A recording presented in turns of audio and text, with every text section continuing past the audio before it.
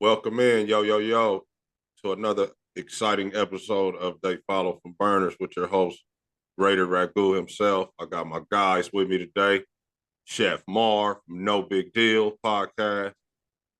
Andre the Sports Junkie. You know these guys. We stay hanging out on here. So here we go for another exciting episode. Yeah, but before we get started, y'all, I want to say congratulations to my brother, my OG right here. This is Number Family. 400 subscribers. Yeah, for keep real. Subscribing, keep liking, keep commenting, y'all. If you're loyal to this channel, if you're loyal to me, you will go follow from They Follow from Burners podcast.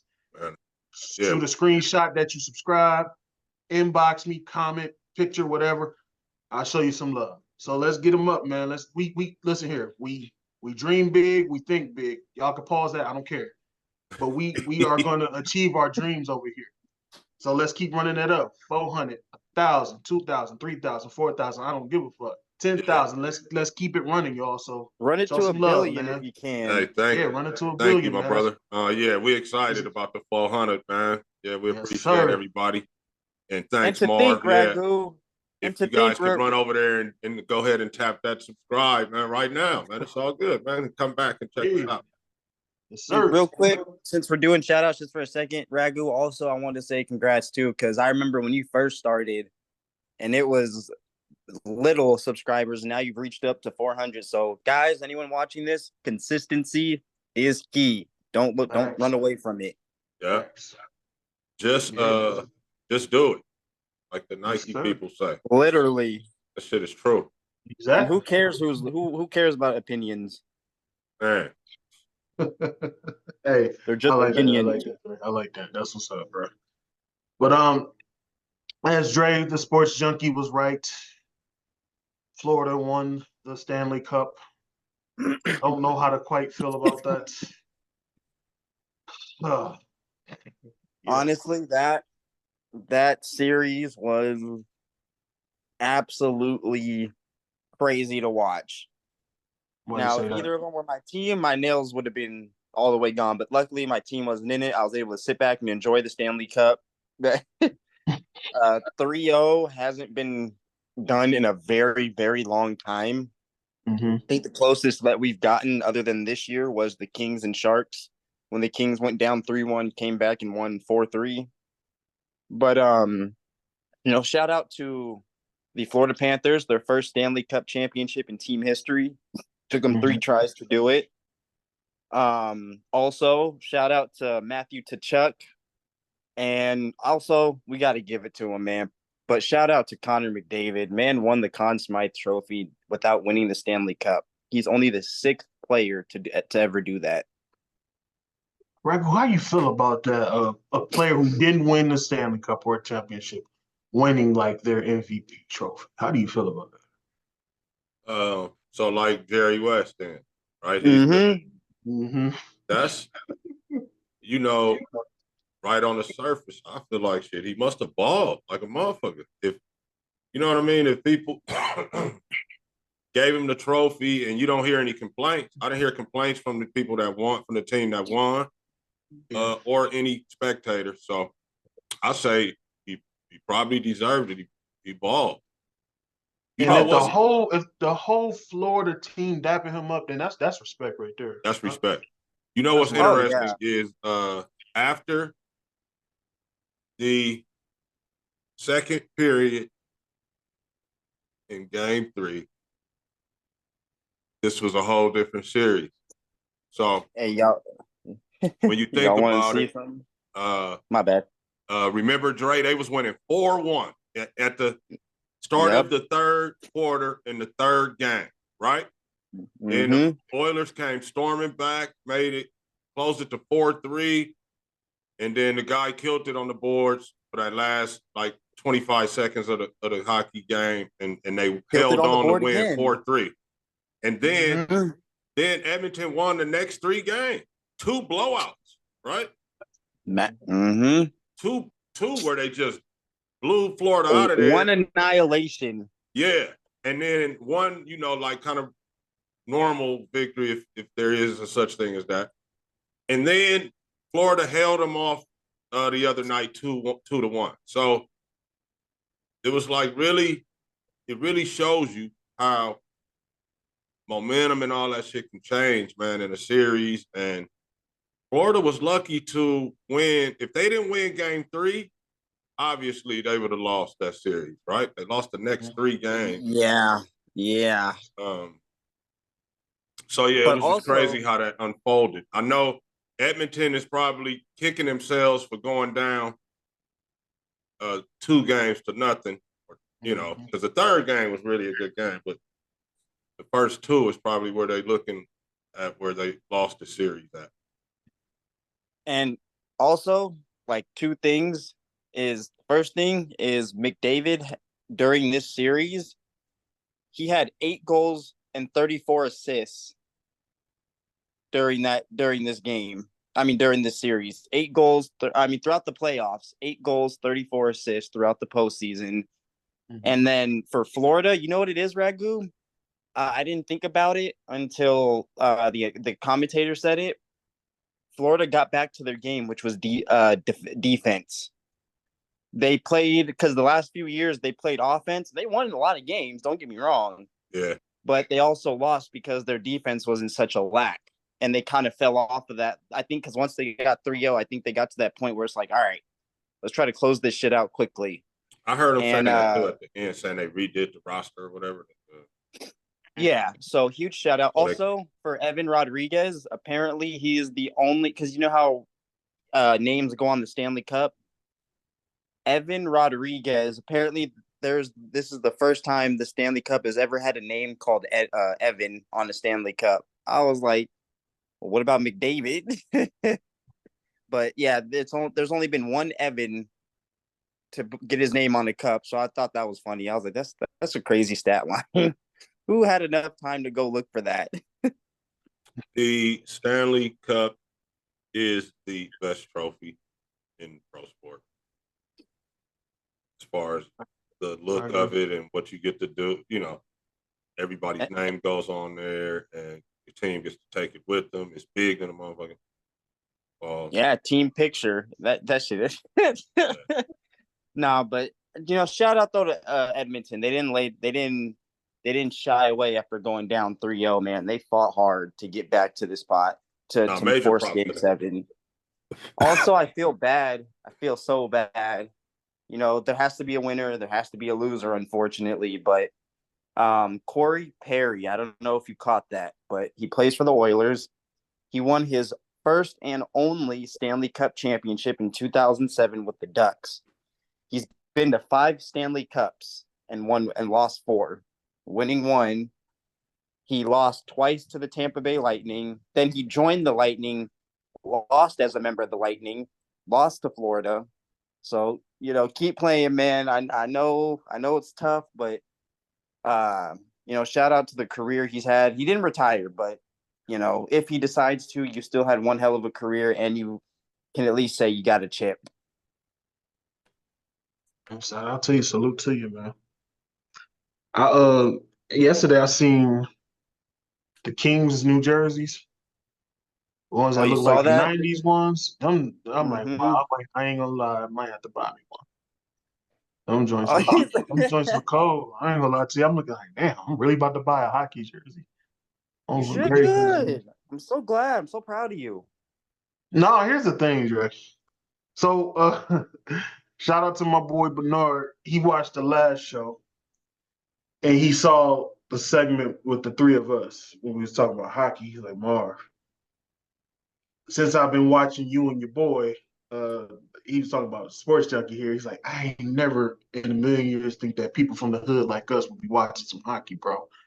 Because he texted me Monday. He's like, hey, you watching this game? I was like, I'm on my way home now. I'm going to check a little bit of it. And I was like, yeah, if it wasn't for Dre, I still wouldn't be watching no hockey.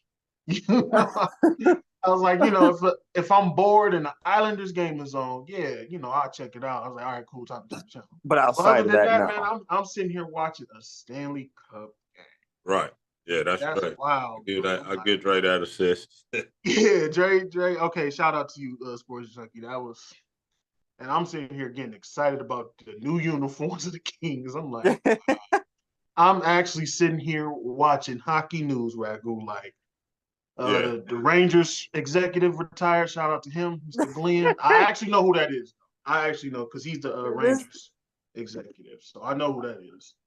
And honestly, too, hockey is a really fun sport, and then to check out. But then when your team's in it, when your team is in it, bro, when the Ducks were battling in the like mid 2010s, the Ducks were a good team, but the teams that were always like one step over us was the Kings and the Chicago Blackhawks, Patrick Kane and all them. And bro, watching hockey, when your team is down a goal or two, you're just, oh shit. Oh no. Bro, you want to score first. And you said it, Ragu. If Edmonton, who knows how that game would have turned out if Edmonton had scored first. Yeah, that game 7? Yeah. Mm-hmm. Yeah. And I was laughing, so I was like, Ragu said that too. It's just first. Great. I was like, bro, they got a shot. What trips me out, what still trips me out is you guys got to realize it's 20 minutes each period. They scored their second goal in the second. So they had a whole another 20 minutes to kill off before winning the whole thing. Yeah. And it's easier said than done. That is a difficult task to do. And shout out to the head coach, by the way. I forgot to mention that Paul Maurice, the Florida's head coach, he's been here. He's been a head coach for 26 seasons, and he finally got his cup. Hey, look. How appropriate was it that he killed it on the boards at the end of game 7?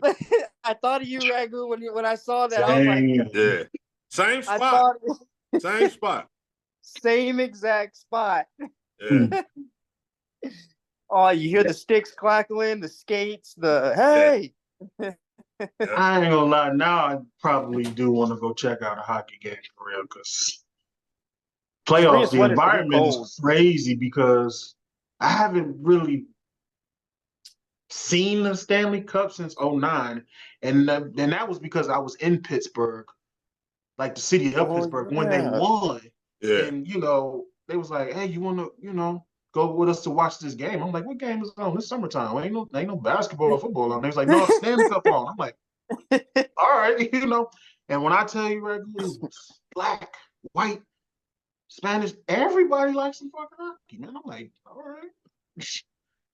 Man, well, it took me some time, too, to kind of, like, really get into it. Once I actually played the video game, I played the game and was like, oh, this is pretty cool, but the games are always fun. The games are always going to be fun. So I just thought, let me see what it's like on TV. And, boy, when I tell you, when I watched that first game, I was like, every day when I came home from school, I was like, 4 o'clock. That's when they start.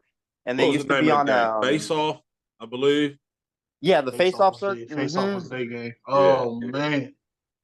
And damn, Marv, when you went and saw the Cup, that's when yeah, that was back in like 2009. That was like 15 years ago. Yeah, that was Sidney Crosby's first Stanley Cup and his second appearance in back-to-back years. And he actually had an interview a few years ago, and he said after he went those 2 years consecutively, he said in an interview, honestly, I thought I was going to be here more times than not. I mean, he's been there he won one in 2009. He won one in 16, 17. And that's crazy because that's funny. I met some people when I was in Pittsburgh, and I like talk to them every once in the blue moon. And when they went back in 2016, he invited me again. Hey, you want to come out here? I was like, no, I'm cool. But, because I ain't had no idea the Pittsburgh Penguins was in the Cup. Oh, bro, they were – bro, the Penguins back in Sidney Crosby went to a Stanley Cup in 08, 09, 16, and 17 with 3 chips, 1 loss.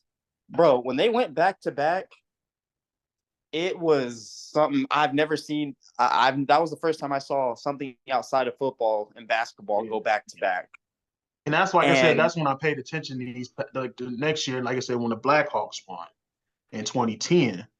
That's when I'm like, all right, I'm gonna quit. All right, I'm watching too much hockey here, so I left it.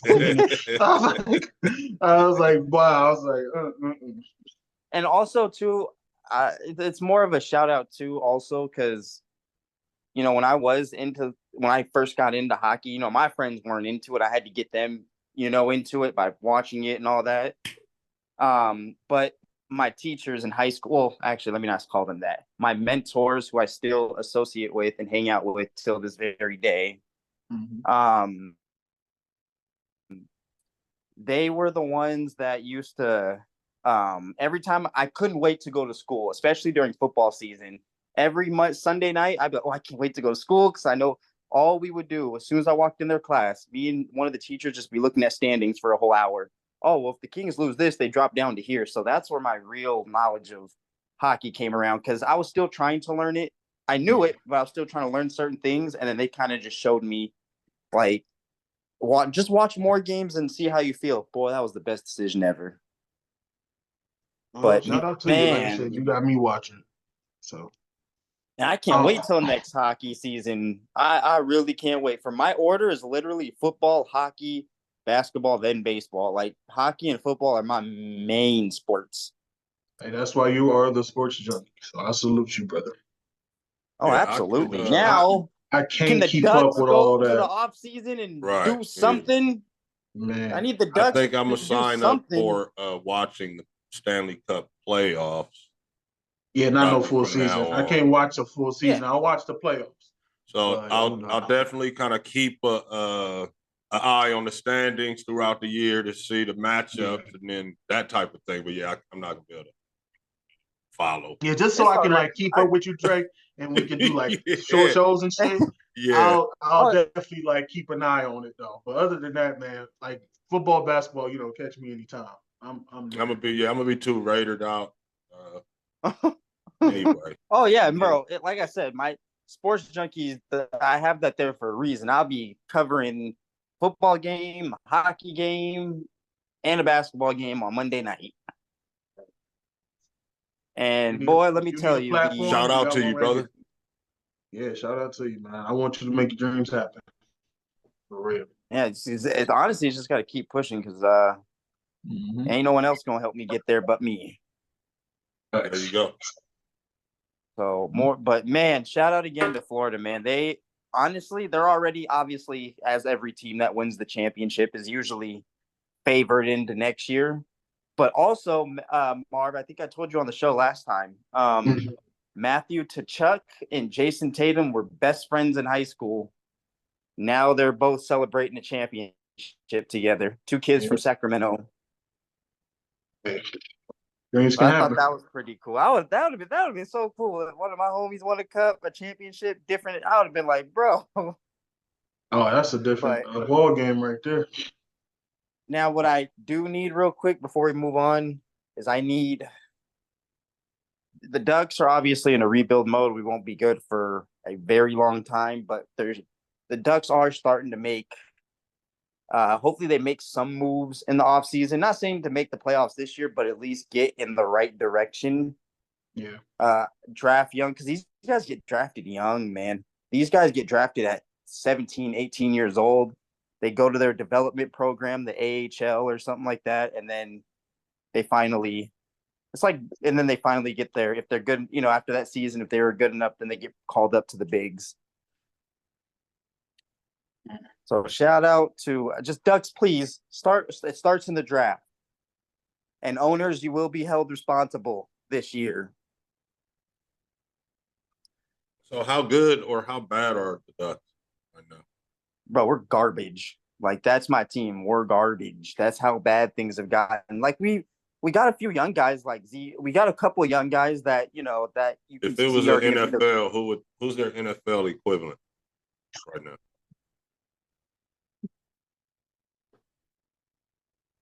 Oh boy, he froze. Is he? Damn, I paused him on that one.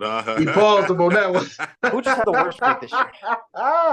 Yo, because when you said sometimes Dre, I don't be catching it. So the Ducks this past year, even Chicago had a bad year.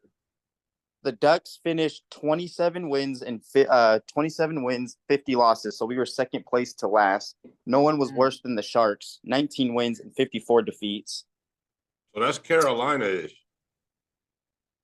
Yeah, there you go. That's Carolina there you go. Panther Detroit territory, right? Yeah. Yeah.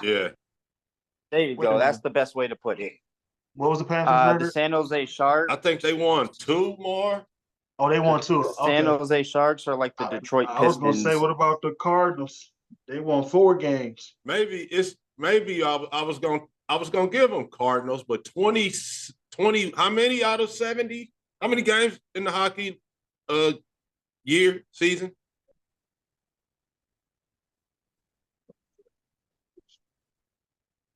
What did you say, Dre? How many years? Oh, wait, my bad. I mean, how many games in the hockey season? 82. Damn, just like basketball? It's the same. Basketball and hockey start at the same time and end at the same time. And they won 27 games? And the Ducks won 27. That's horrible. That's horrible. And the Sharks won 19. That's horrible. Yeah, that 19 is bad. The 19 is Carolina and the Cardinals. We'll give Ducks the Cardinals. The Cardinals. And the Sharks is the Panthers. That's insanely sad. Yeah. 19 wins. But look, there's hope for Carolina. They got different coaches. They brought in some different people to play with Bryce. Pause. I don't know, Ragu. It's just the fact, like you said, it's just what y'all gonna do? Play flag football? You got all these receivers and stuff. But like you said, it's still no upgrade to the offensive line. Defensive line still looks shaky too. So what's going to happen with the Carolina Panthers? That's going to be an interesting team to see. They seem to be doing like a patchwork kind of long-term fix it Band-Aid type situations on the offensive line because they went in free agency and got a couple guys but didn't address it in the draft. A Band-Aid can't stop all that bleeding if an artery is hit. And right now, artery is hit. So what do you can't save it. Seems like you can't save it now because it's just gonna keep on bleeding. I don't see nothing that's gonna fix that franchise. So I'm gonna play devil's advocate a little bit, right? So, all right. Say you're building the team out. You say, all right, man, we trash right now, right? We won 2 games. Mm-hmm. Let's get the kid some weapons that he can gel with, and then get some temporary veterans up front.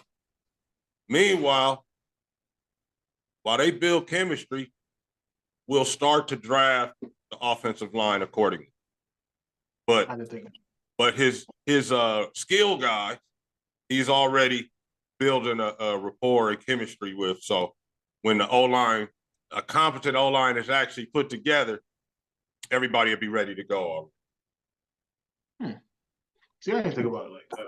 Honestly, yeah, they just need to fix the effing line. But I just don't know how many times. That's not all they needed to do, Dre. Let's keep it 1,000. Well, that ain't all they needed. Well, not all, but yeah, that ain't all they need to do. They got that's part of what they needed to do. And honestly, we're starting to sound like a broken record here. And the way we talk about Carolina, because it's easy. Every time you say Carolina, it's just they need an offensive line. They need this. They need that. There's so many things that need to be done before. So you got to start somewhere. And they chose the receivers. So, we bashed them on here before. But I can see the method to the madness, We'll see. We'll see how it all unfolds. And I'm on record as saying Xavier Legette, I do not fault them for drafting that kid at 17. I think they have draft numbers picked 17? No, they picked at the end of the first round, huh? They got him at the end of the first round? Mm-hmm. I believe so. But that was a steal then, because he was projected to really go in the top 20. I think he's going to be a good pro. I could be wrong, but I think he's going to be a good pro. I'm a still Ragu's line. He got to exit his name, so yeah, most definitely, y'all.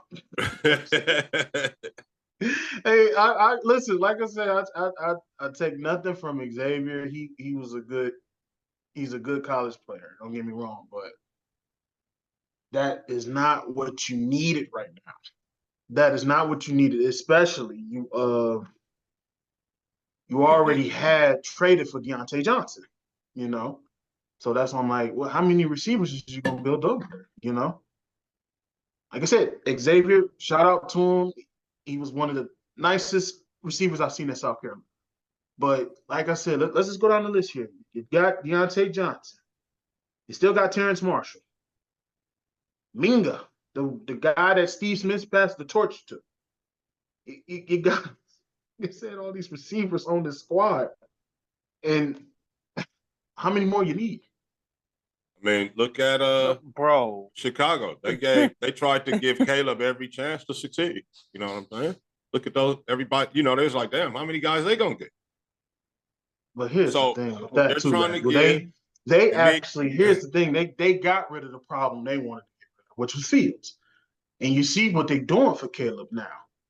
They're giving him every opportunity to succeed. Like me and my boy was saying, always say that they do for those tall folks, really. Man, in the corporate structure, for the tall folks, they do that.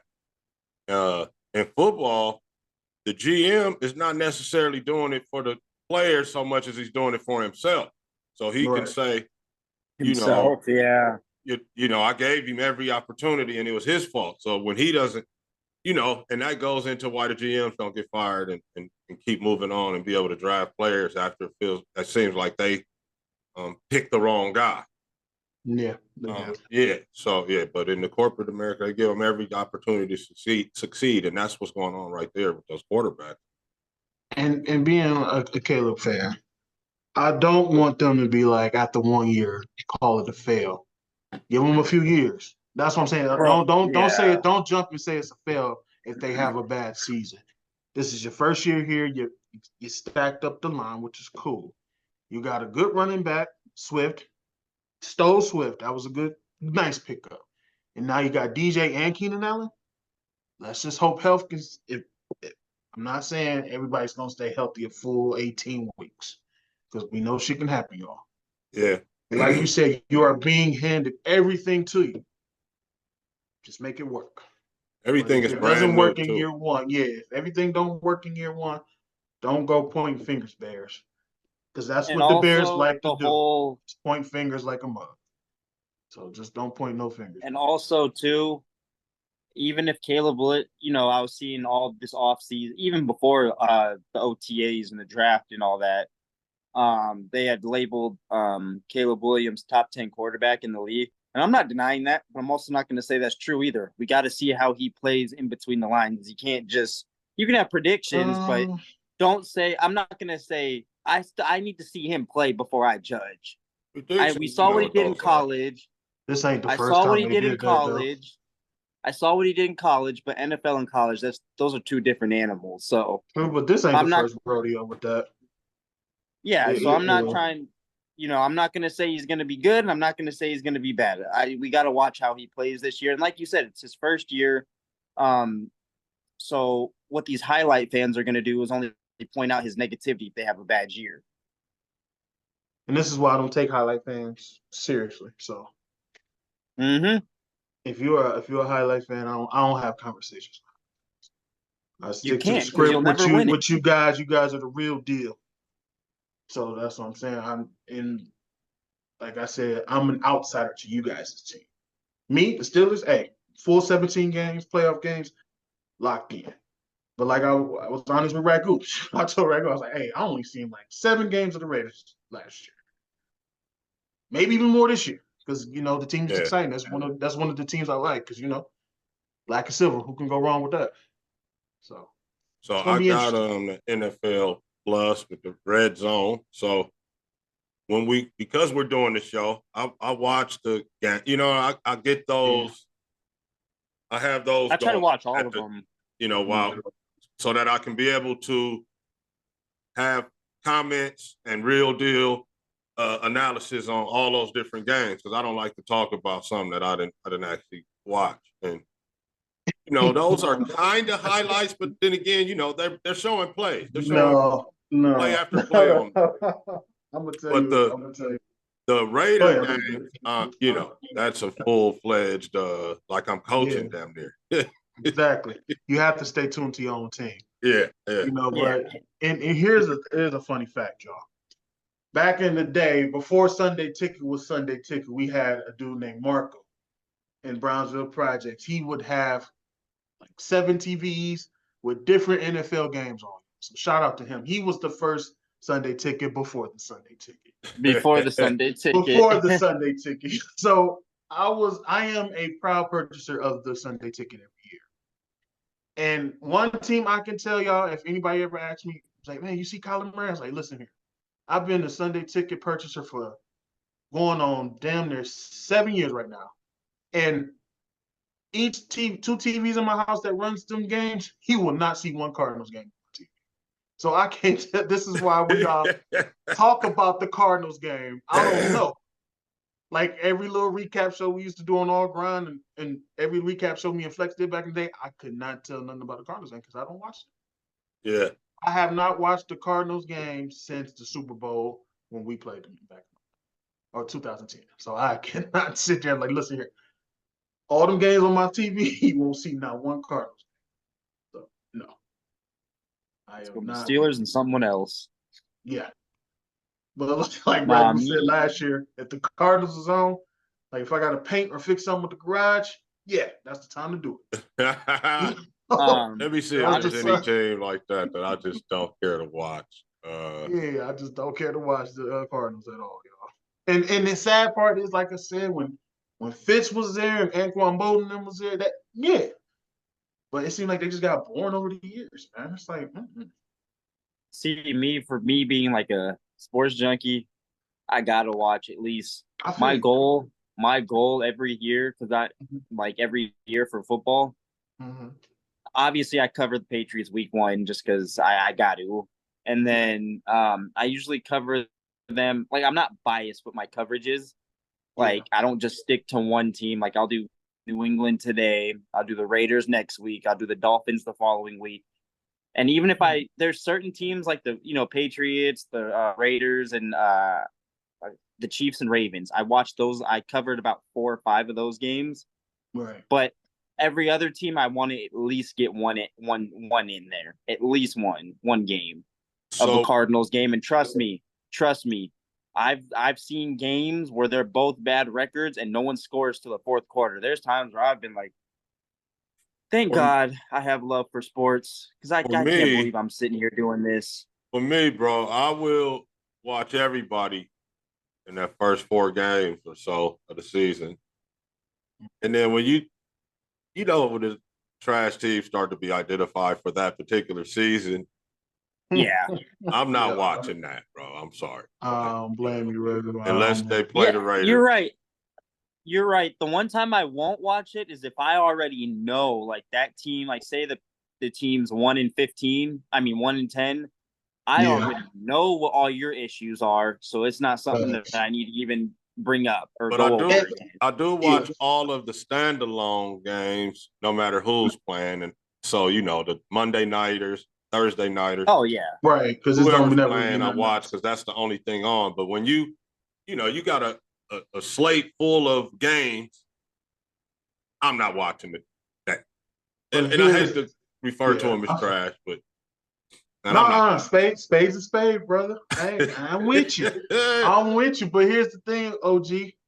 The reason why I'm so locked and loaded in football season is because, like I said, Sunday Ticket from, if I miss a game, I'm watching it on YouTube a few days later, is because I'm invested into fantasy football, gambling, all this other stuff, and this is why. See, I have that too on NFL. I don't think I ever had a successful relationship in the fall because I'm so locked and loaded, and this is my money making time. So, Lexi, I love you, baby, but when this football season comes, hey, stand on the side, baby, because this is gonna be my time right here. Like I said, with fantasy, like in your league, Ragu, I don't know if you noticed, I was changing every week.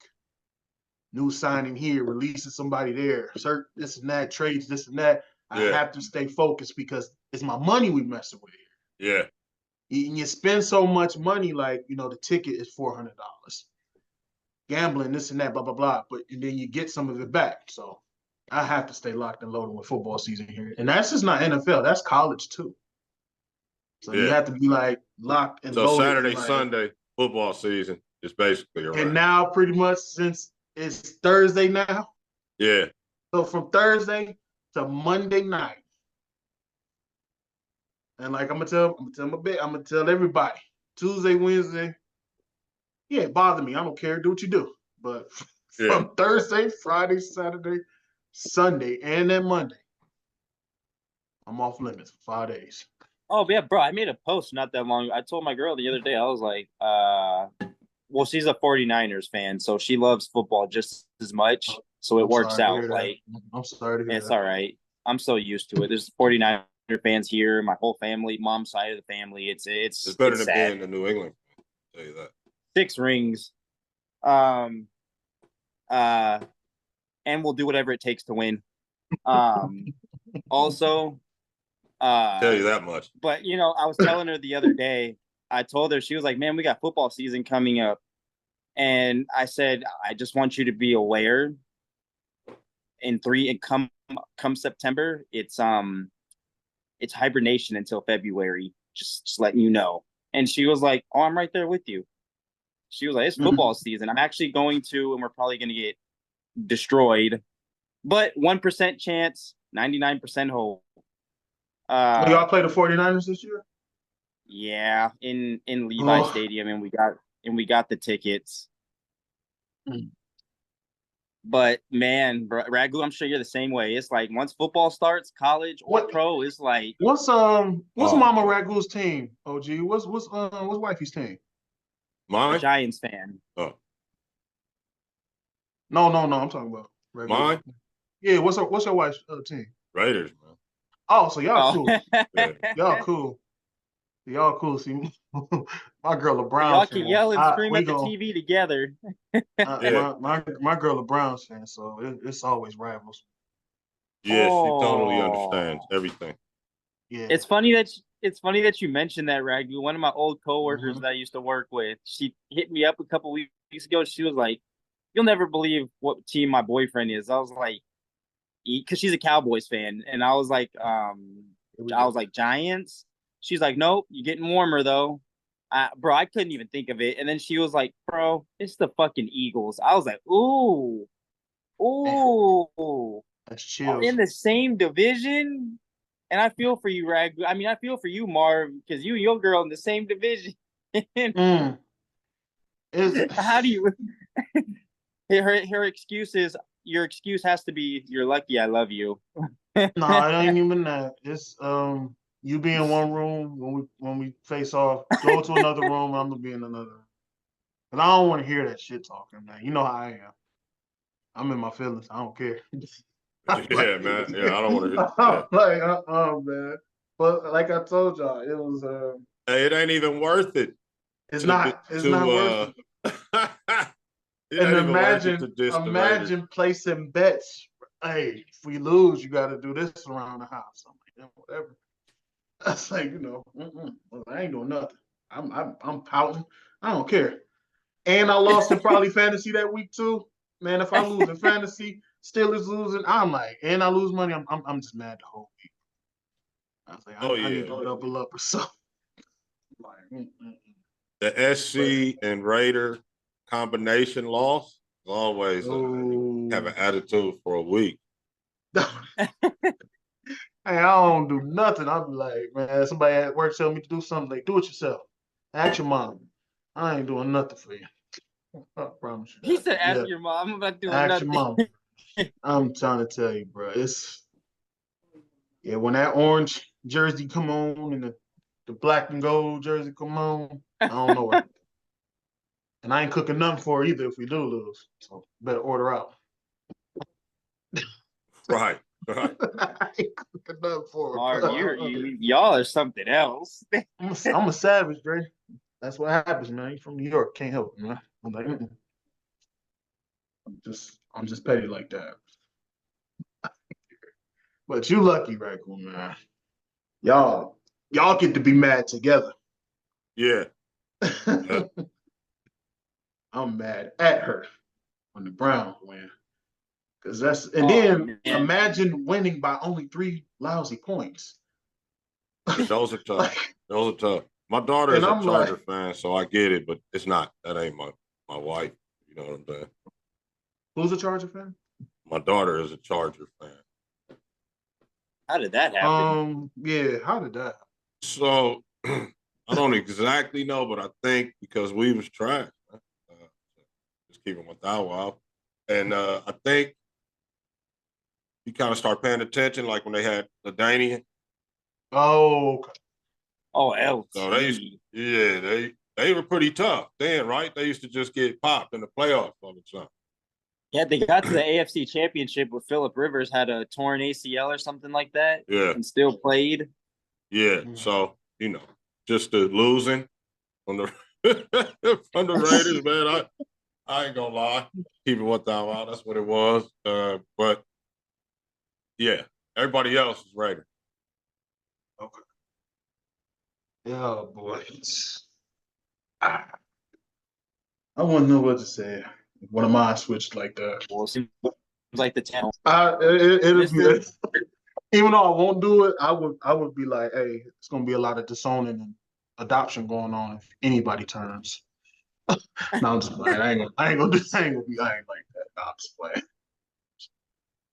playing. Right now, we're in a battle over my grandson of oh boy, which way he's gonna go with that thing. You know what I mean? So, man, watch him go left.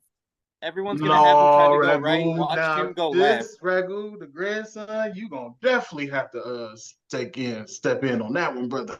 Yeah. I'm sorry, you're gonna have to do a lot of traveling to Vegas or something because you gonna have to take it with you.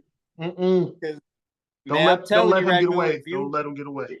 Yeah. If you let that get away, Ragu, you gonna see him in a couple of years. He gonna be like, "Oh yeah, I finally found a team, the Bengals." He gonna say some shit like that. And he's like, something totally left, huh? Yeah. You said the Bengals. That'd be crazy. You're right, Coop. I gotta get him down there in the atmosphere and all that. You gotta get him down there to the atmosphere. Buy as many Raiders jersey as you need. Hell, let me know when his birthday is. I'll send him a jersey. Fuck that. We have to keep him. Yeah. On the right path. On the right path. On the right path. Because any team in that, especially, God forbid, I hope he'll never be a Chiefs fan or nothing like that. I hope never that. But never that. Yeah, please never that. But like there is a mutual disdain for the Chiefs, so that part is good. But still, we need Raiders. We need Raiders. I'm gonna crack up if he becomes a Chiefs fan, Ragu. I'm gonna be like, how are you dealing with that? That's not even a way to joke, Dre. Dre, please don't. I ain't gonna lie, Dre. That was a little sensitive subject, like right there. Don't even joke around like that, Dre. Don't do that. you just put that negativity in the air, bro. Don't do that. Hey, could be a Pats fan. You never know. Who? So Chiefs. Could be a Pats fan. Patriots and Broncos are deal killers. You mean Stallions? You flat out can't. I forbid you type shit. You feel me? He said, "I forbid you." It's like pick another one. Got yeah, something. Listen, on the real, those three right there, bro. No, please don't. Yeah. What's your grandson's name? Noah. Noah, please. If you love Uncle Coop, do not. I repeat, do not go down that path what Grandpa just said. Please don't do that. No Patriots, please. Man. No Patriots. No. 40. No. Please. Noah, watch this. I won't steer you wrong, nephew. Don't do it. Don't do it. Listen to Uncle Coop. No. Please don't do that, man. Don't listen to Dre. Dre finna get muted. Yeah, matter of fact, I should. Yeah. Dre finna get himself muted. There you go. There you go. So yeah, please. No. That is negativity right there. So if I could block his screen for a minute, I would. Right, especially that garbage background. Yes. Beautiful. And just so you know, this is my background until next NBA season. Hey, listen, you get them bragging rights, bro. I'm not mad at you. It may. I don't know how long it's so gonna be football season, you're gonna take it down, right? Oh yeah, definitely. And then, when hoop season start again, you can. I feel you. Yeah, because it wouldn't be right if a damn Boston background was up during the football season. Like all fall. Oh yeah, no. Oh, yeah. No, I don't. I'm weird about that stuff. So I'll have October. Yeah, we'll talk, but we don't want to see September will be the official. We don't have to talk. We don't want to see it, man. And I'm gonna be like Ragu here. I'll be like, listen here. In order to be on this show, that background has to come down. Get that thing down. It is gorgeous. In August, I would say, man. Don't I'm gonna bring it down in I'm gonna bring it down in September. Don't mess up my ad officially starts by doing that. Why don't you take it down by the Hall of Fame game? Right, that sounds like a good time. Yes. Nah, we'll wait till regular season, week 1. Chiefs, Ravens. Hall of Fame game counts. That's a special ceremony. I don't count that. That's a ceremony. Come on now. That's a preseason game. I understand, but still, that's still that's a. But it's kind of like the signal of the start of football, really. Yes. Right. That means August 1st, you always locked in. Cool. We could say one of them classics, right? Because that's gonna come on the college football that's gonna be like August 25th or something that weekend. So exactly. So yeah, Dre, let's just get it down right there. Well, actually, for college football, when that starts, I'm about to have my Buckeyes, baby. I'd rather see that than that. Honestly. Oh yeah, I'd rather see those State. Oh, but y'all got a minute with this beautiful background. I ain't gonna lie to you, man. Dre, we gonna have to bet. We're going to get our bet on Dre. Trojans, Buckeyes. Oh, do we play? Oh yeah, because y'all going to be in the Big Ten, huh? Oh, I'm gonna need some points too. I'm gonna need some points. Nah, I ain't getting no points. I'll straight up. I just hope USC is ready for Ohio State. You Buckeyes too, Cool. Trojans. He's a USC Trojan. Oh yeah. Oh yeah. Man, we'll see. We'll see. I don't need no points. I'm good. I don't need the points on that.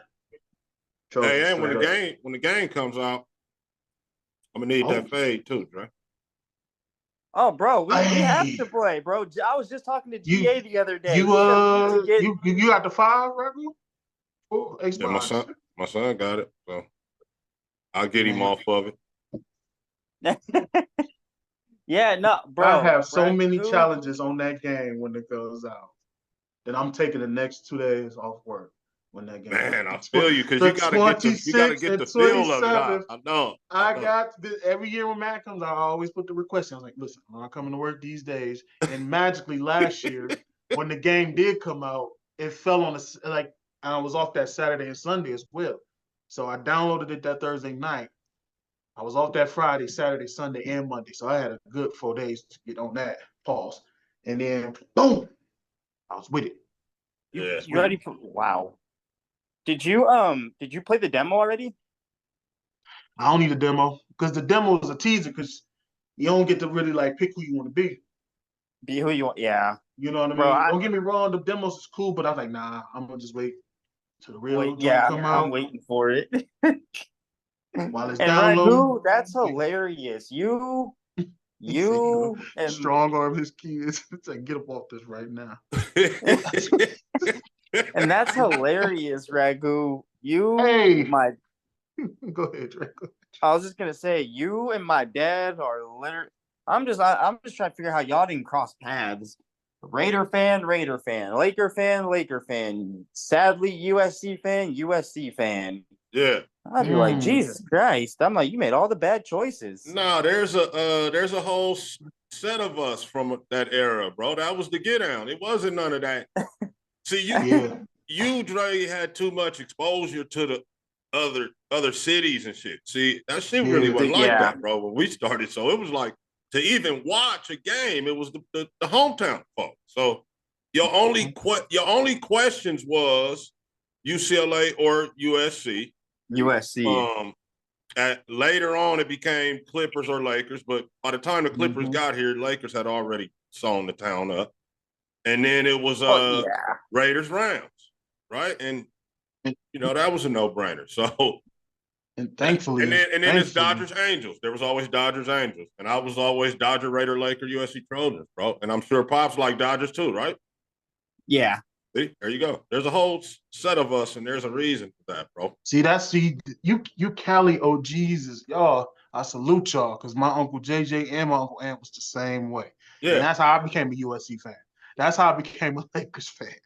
It was them two right there, the experience when I used to visit them in Pasadena.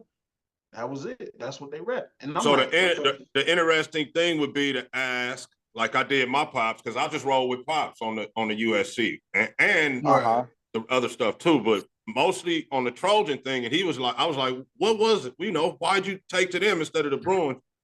He was like, I just like the way the Trojans played, man. He said it was noticeably different, the way they, took the field and got after teams. And he just never, once he saw him play, bro, it was Trojan, bro. His brother was a Bruin fan, though. So it was always that little rivalry.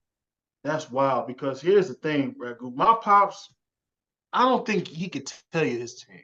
He'll sit up there, and that's where I get it from. He'll sit there and have numbers of games on. Yeah. He just interested in that. And that's why Dre remind me so much of my Pops. My Pops will sit there and tell you stats. I was like, man, you know that dude had like 5 missed throws? I'm like, what? How come I didn't see that? He'll sit there and tell you some stat that a motherfucker really won't pay attention to. Yeah. So that's why I salute my Pops. He'll sit there and he can just watch a game. He just true to the NFL, college basketball. He just true to all that. Now, I will say the NCAA game did have a big influence on my interest in college football. So they went hand in hand. I noticed in the years since 2015, bro. So what is this, 8 full seasons, right, that there hasn't been a game. Right. Each year I kind of fell off. I catch them on Monday, January 8th or whatever it is for the Natty. You feel? I'm not saying I totally tune out, but bro, I catch y'all at the playoff and see what's cracking. But when the game was out, it was like, bro, from like, let's see who they recruiting to. Is that recruit gonna actually touch the field? And I'm talking about for other teams, not just USC. So that's I'll probably get my interest probably get cranked back up again, man, as they put this game out. And because I've played every version of this game since Bill Walsh, and I expect to continue that streak. Hell yeah, I can't wait. Man, I cannot wait. I'm not gonna lie, too. The thing that really got me into college football was watching just it was the bowl games that really got me into it. I remember one day I was probably like, I think I was in 4th grade. Yeah, 4th grade. And my grandpa had you remember the parade, the Rose Parade before the Rose Bowl? Absolutely. That they would do? Yeah. So I remember going on and I was like, because at that time I only knew the NFL at that age. So when I saw that, I was like, "Ooh!" And that's when they're like, "Yeah, all those people that you see in the NFL had to start from college." And I was like, "Oh!" And so I started watching. Bro, when I saw how they designed the end zones for the bowl games, how they do the arena, the little activities that they had, I was like, "Oh, this is cool." Right. Remember when it was called Let me jump in, right? Because something you said I'm glad you said it. So, yes, this is for the. I don't watch college football guys.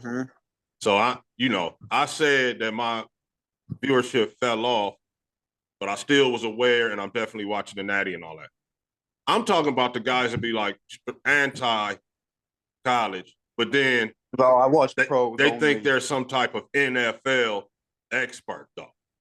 How? How can you be, bro? You don't even know who you're watching. For real. You know what I'm saying? Like, I'm sure all 3 of us right here can name 3-4 guys and what school they went to on all 32 teams in the National Football League. You understand what I'm saying? And that's because of college football. Yep. And watching the draft and all that. My thing is, how do you know?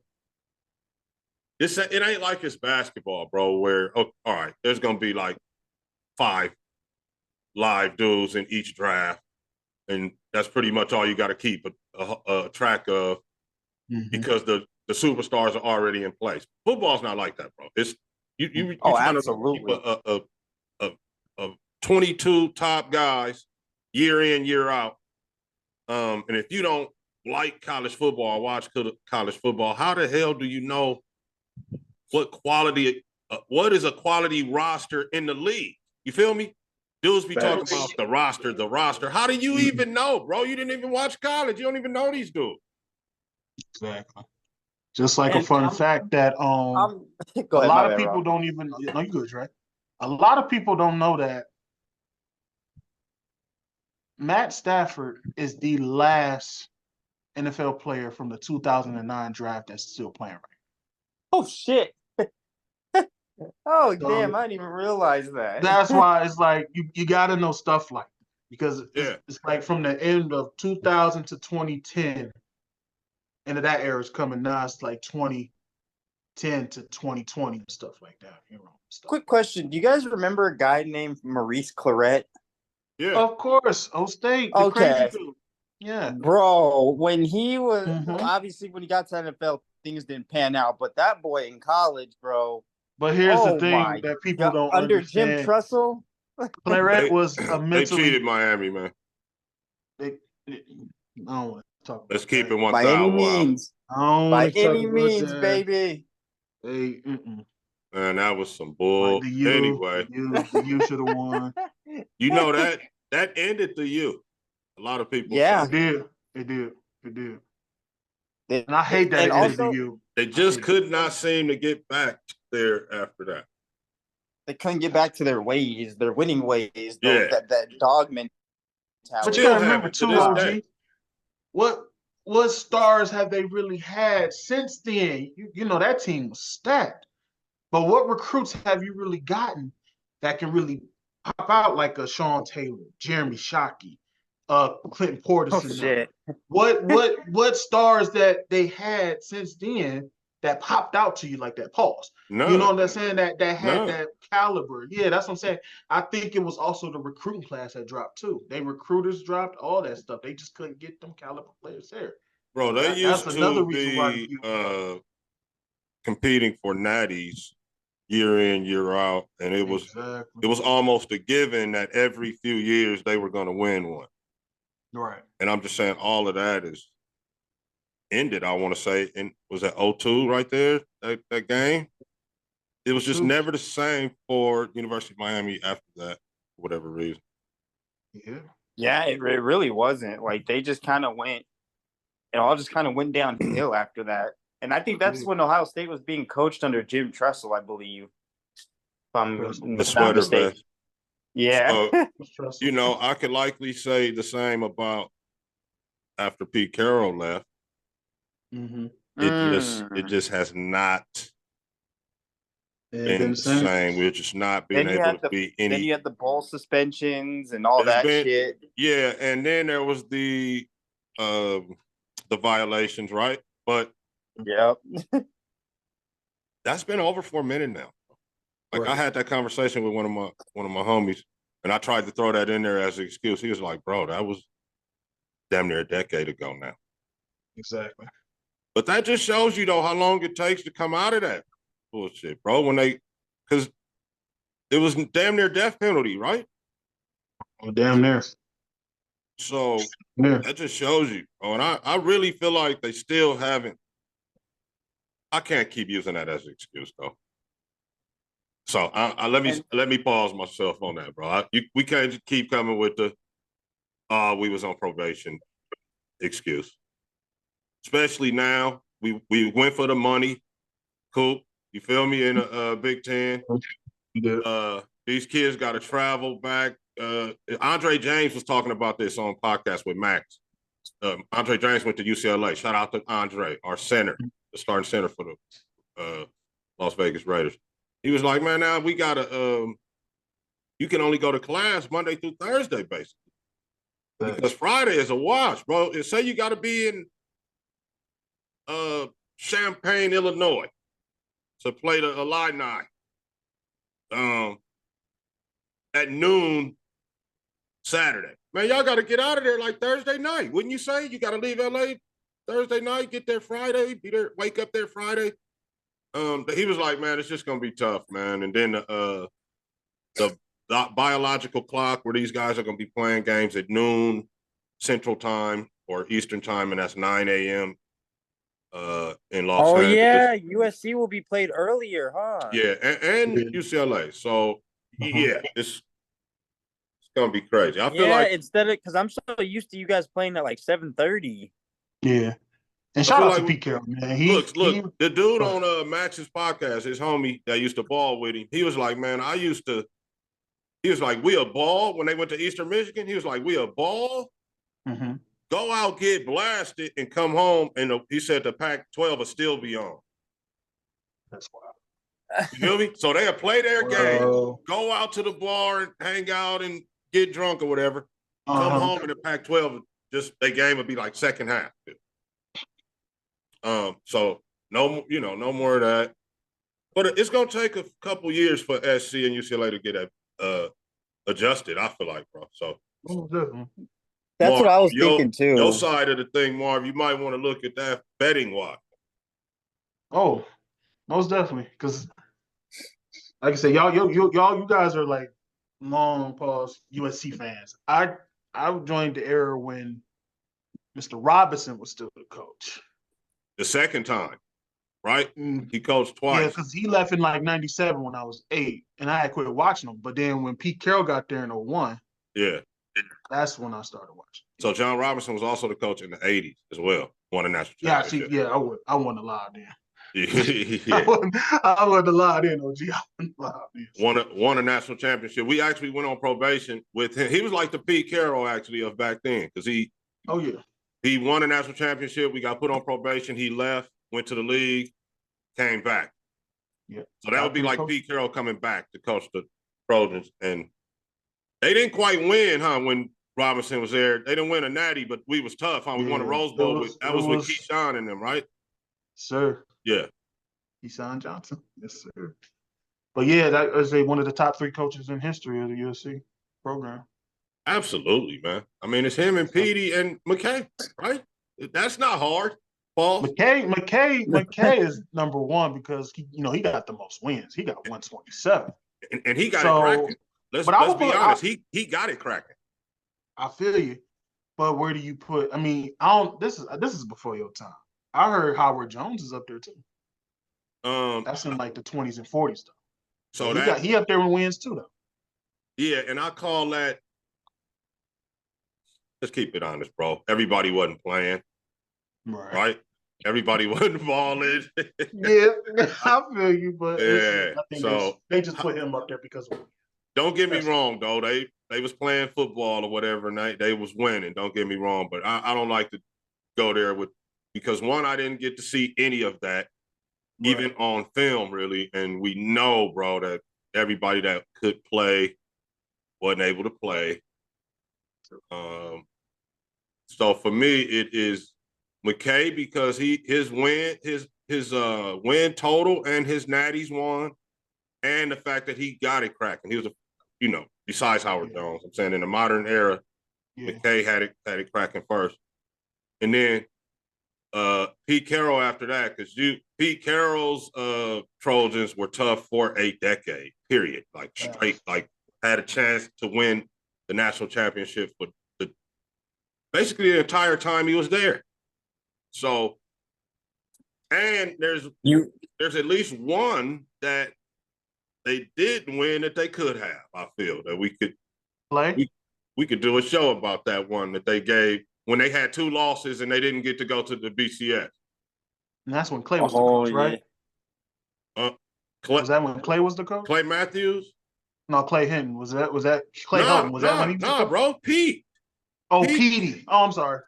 I want to say because Clay came in 2013. It might have been the year UCLA beat us at the end, 13-9. Oh. We had 2 losses, right? So we lost on the last play of the game to UCLA. We lost on the last play of the game to Oregon State. And then they took a 1-loss team that was bro, I got to look at it and I know in my mind the Pete Carroll era, they could have been another one of those that they could have went towards the Trojans anyway, because there was no playoff. Remember, that was BCS era. That was just some people deciding with their little formula. You know what I'm saying? So that's what I'm talking about. So yeah, it's McKay, Pete Carroll, and then John Robinson for me. Most definitely. Nobody else even fucking ranked. Comes close. No. And how many was it? You guys won. PD won 2 natties, right? With the Rose Bowl under his belt. Two. Yeah, 2. Could have been 3. Could have been 3. And if it wasn't for Vince Young, could have been 4. Hook 'em. No, shut up, nigga. You're not a Vince Young fan. No, but I despise USC, so that was the greatest. That was in 2006. That was the greatest day. How do you despise USC? I'm saying like he dislikes and picks the exact opposite of all his dad's teams, from what I'm understanding. I thought it was because he picks the teams that we like. I'm like, hold on, sound like no, he just said Boss was Dodger, Raider, Laker, USC, Trojan. Then he says he despises the Trojans, and he's a Celtic fan and a Patriot. That's like purposely getting on Pop's nerves type shit. Seems like to me. Oh shit! So yeah, you despising everything Pop said after he done gave you life. Yeah. Damn. You motherfucker! Oh, that's correct. What's funny too, that 2006 run, that whole leading up, I remember that was all over the news, all for a fucking week. Texas fans talking shit about USC. That was the game of the century at the time, bro. That was the game of the fucking century. Definitely. And I'll never forget when I walked out the door for school that morning. I remember telling my friend, I was like, Reggie Bush, and then about to win another fucking bowl. And my friend was like, I don't know, something's different. Some feels weird. Some feels off. I just don't know what it is. Has there ever been a game where the whole Heisman room was in the national championship game? So Vince and Leinart and Bush were all Bush won. Heisman finalists, and Reggie won. And that's the thing. Nobody, I guess everybody underestimated how upset Vince was for not winning that trophy, man, because he had a hell of a year, bro. If you go back and look at that shit, Vince was killing it. From 2005, 2006, Vince definitely. Texas put up 10 touchdowns on somebody. I'm gonna go back and look at it. It was 71 to something. Oh Lord. Young had a hell of a year, bro. And word on the street was that he felt like the Heisman was his. When they gave it to Reggie, he felt like the Trojans should have canceled each other out. And it should have been his trophy. And when they gave that shit to Reggie, he was like, all right, I'm gonna see y'all. I'm gonna see both of y'all. And boy, did he make it count when he got there. Yeah. I still remember vividly too the collision at midfield. Remember Texas and the 2 USC players when they collided? What, when he juked them? No, there was a pass that was thrown, and I think 2 USC players were trying to pause. They were trying to sandwich him, and they hit the Texas player duck, and both USC helmets collided. That's what I remember too. Like, it was a nasty collision. Nah, I remember some plays from that game. That's not one of them. Vince's knee being on the ground when he pitched the ball was one. Oh, yeah. Reggie getting down there and trying to pitch the ball and fumbled it early in the game. 2. Darnell Bing face mask call that extended that drive that they scored on at the end. And then that very last play when he ran around the guy. And I knew that they were about to run the same play 2 times in a row. And they did. And he had no intention of throwing it. He was running that shit all the way. He just waited for the guys to get down there some and then took off. it was just crazy. That game alone. All I remember was the 41-38. That pissed me off. That's all I remember. Still to this day, probably even though my team came out on the negative side, still probably the best college football game I ever seen in my life. Oh, hands down, bro. Hands down. I agree. But January 6, 2006 was painful to see a 3-point game. I'm like, and you know what's funny? I think didn't USC have a lead? One of the players was up there already celebrating on the benches, and then all like that happened. I don't think, bro. No. And I also remember the 4th and 2. No, hold on, Ragu. Wait, I think Lindell White was talking a little shit, but I don't think he was celebrating. He was just talking shit. He wasn't celebrating. He was just doing a little jab, and that's all. Because the 4th and 2 that we did not get as well. I remember that. That was end up being big, which started the drive. That hurt it. That hurt it for real. Oh man.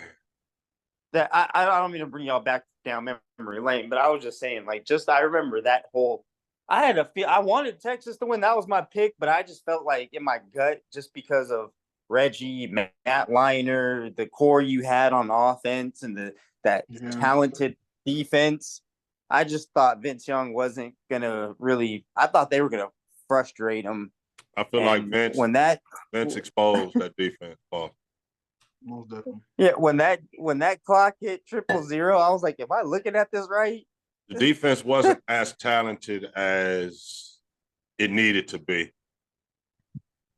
And that's another reason why I felt like USC should have beat Texas, was because when I watched it was earlier that year, I think it was, when they played Ohio State and lost to y'all 24-7. And I'm like, how the fuck? And I'm thinking, like, how the fuck did we lose to these, man? They lost to State like that. Loan out. Like, come on now. But I think I remember what team you're talking about, Ragu, because they put up like damn near, I think Sam Houston State. Think they put up 63 on Baylor, if I'm not mistaken. They put up numbers on all these teams, and I'm sitting here thinking, like, Texas is going to be something to worry about. But I think they had the reason why I didn't think they was going to ever like go far was because I think they lost a few games. And like I said, Ohio State was one of them. So I was like, oh, they could not probably make no noise.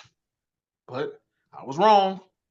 And back to your point, any given Saturday. Given Saturday, you right, Dre. Any given Saturday, bro. And that's crazy because that year y'all finished 11-2. Wow, bro. Wow. Ranked 4th in the final AP They beat poll. the University of Colorado 70-3 that year. Woo-wee. That's 05, right? Yeah, 05, 06. Saturday, December 3rd, which was the last game of the season.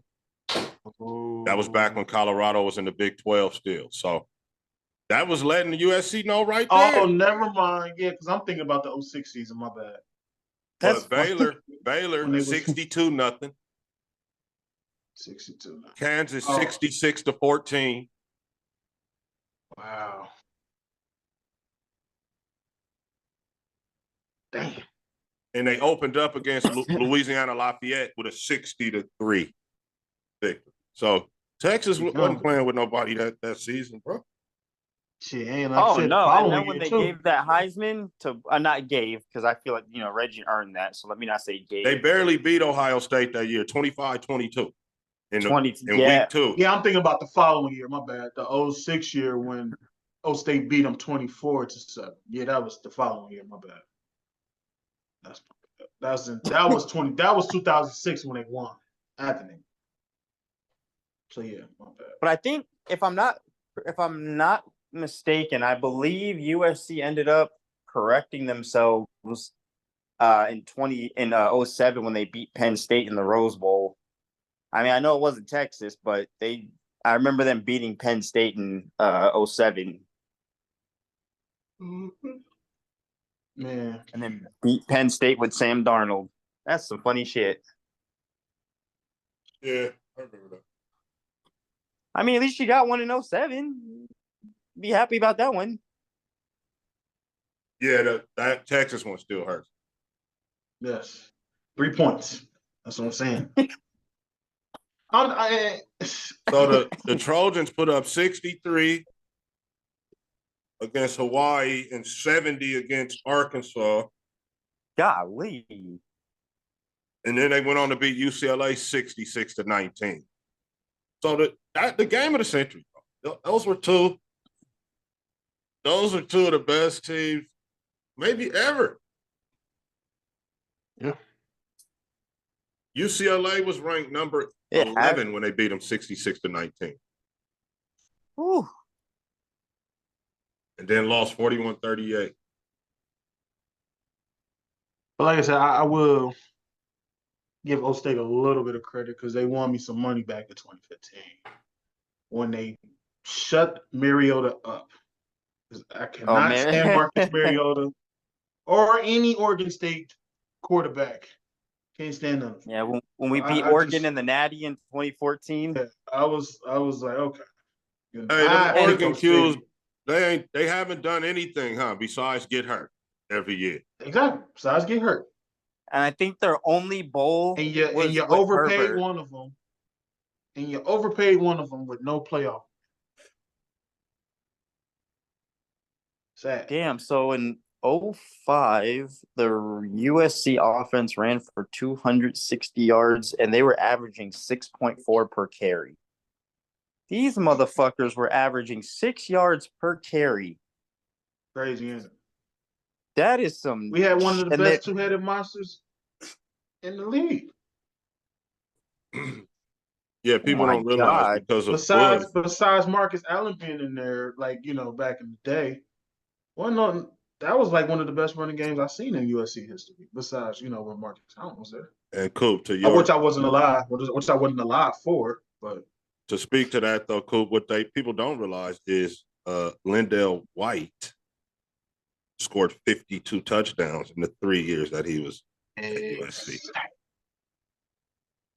Yeah, let that sink in. 52 touchdowns, and he only played 3 years, and he played with Reggie Bush. Right.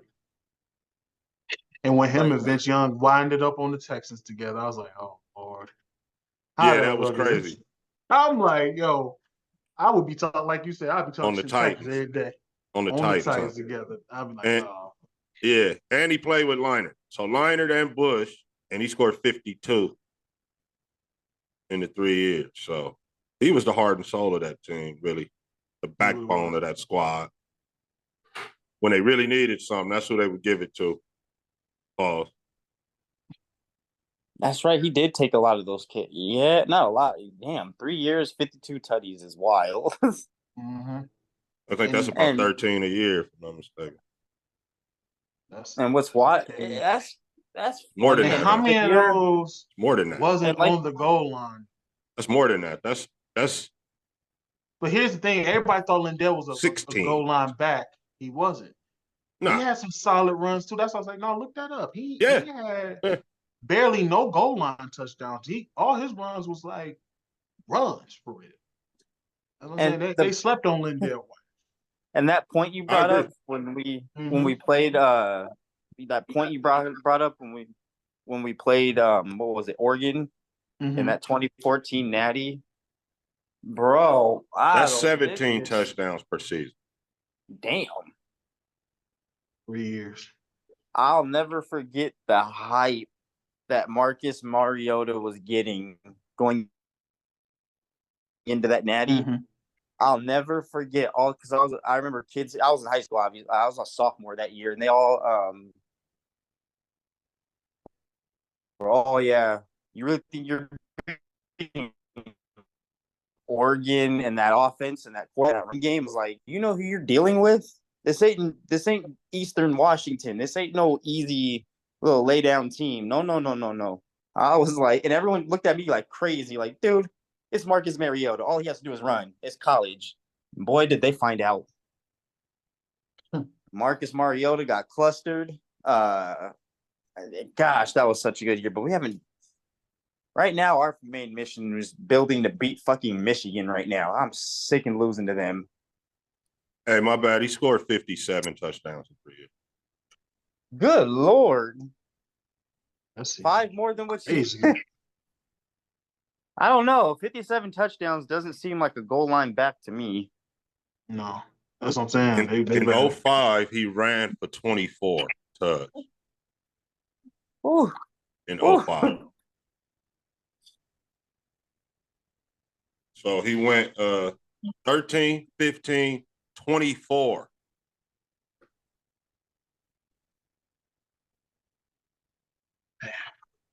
And then That's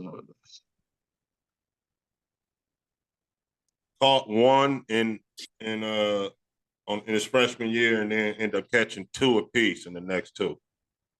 So he caught 5 in his career and ran for 52. Wow. all the talent. All And the this is talent why that you we need to had be- squad. And this is why you need to be on the No Big Deal podcast, because he comes at you with all types of stats. What was oh no, I already saw. Never mind. I already saw Reggie Bush's stat year for that year. Never mind. I just remember the one physical highlight of that year when you played Texas was the leap over UCLA. That when Reggie Bush leaped over a UCLA player trying to get into the end zone, I was like, Yeah. Reggie was just so, he was built different. And what cracks, so I was watching the Trojan War documentary. I totally be forgetting that USC, when they were winning games, like winning like that, they had Snoop Dogg. They had, what did Reggie say? He said it felt like he said it didn't feel like we were in college. It felt like we were already in the pros with everyone coming to see us, our game being the game to watch. And didn't matter. Reggie Bush had a total of 38 touchdowns at USC. Lindell White had 57, just to make sure you guys understand. Not a goal line back. Here's another fun fact about USC. And I'm going to set the record straight. The only person that probably going to correct me is another real USC fan here. Brian Cruising was better than Clay Matthews at USC, my opinion.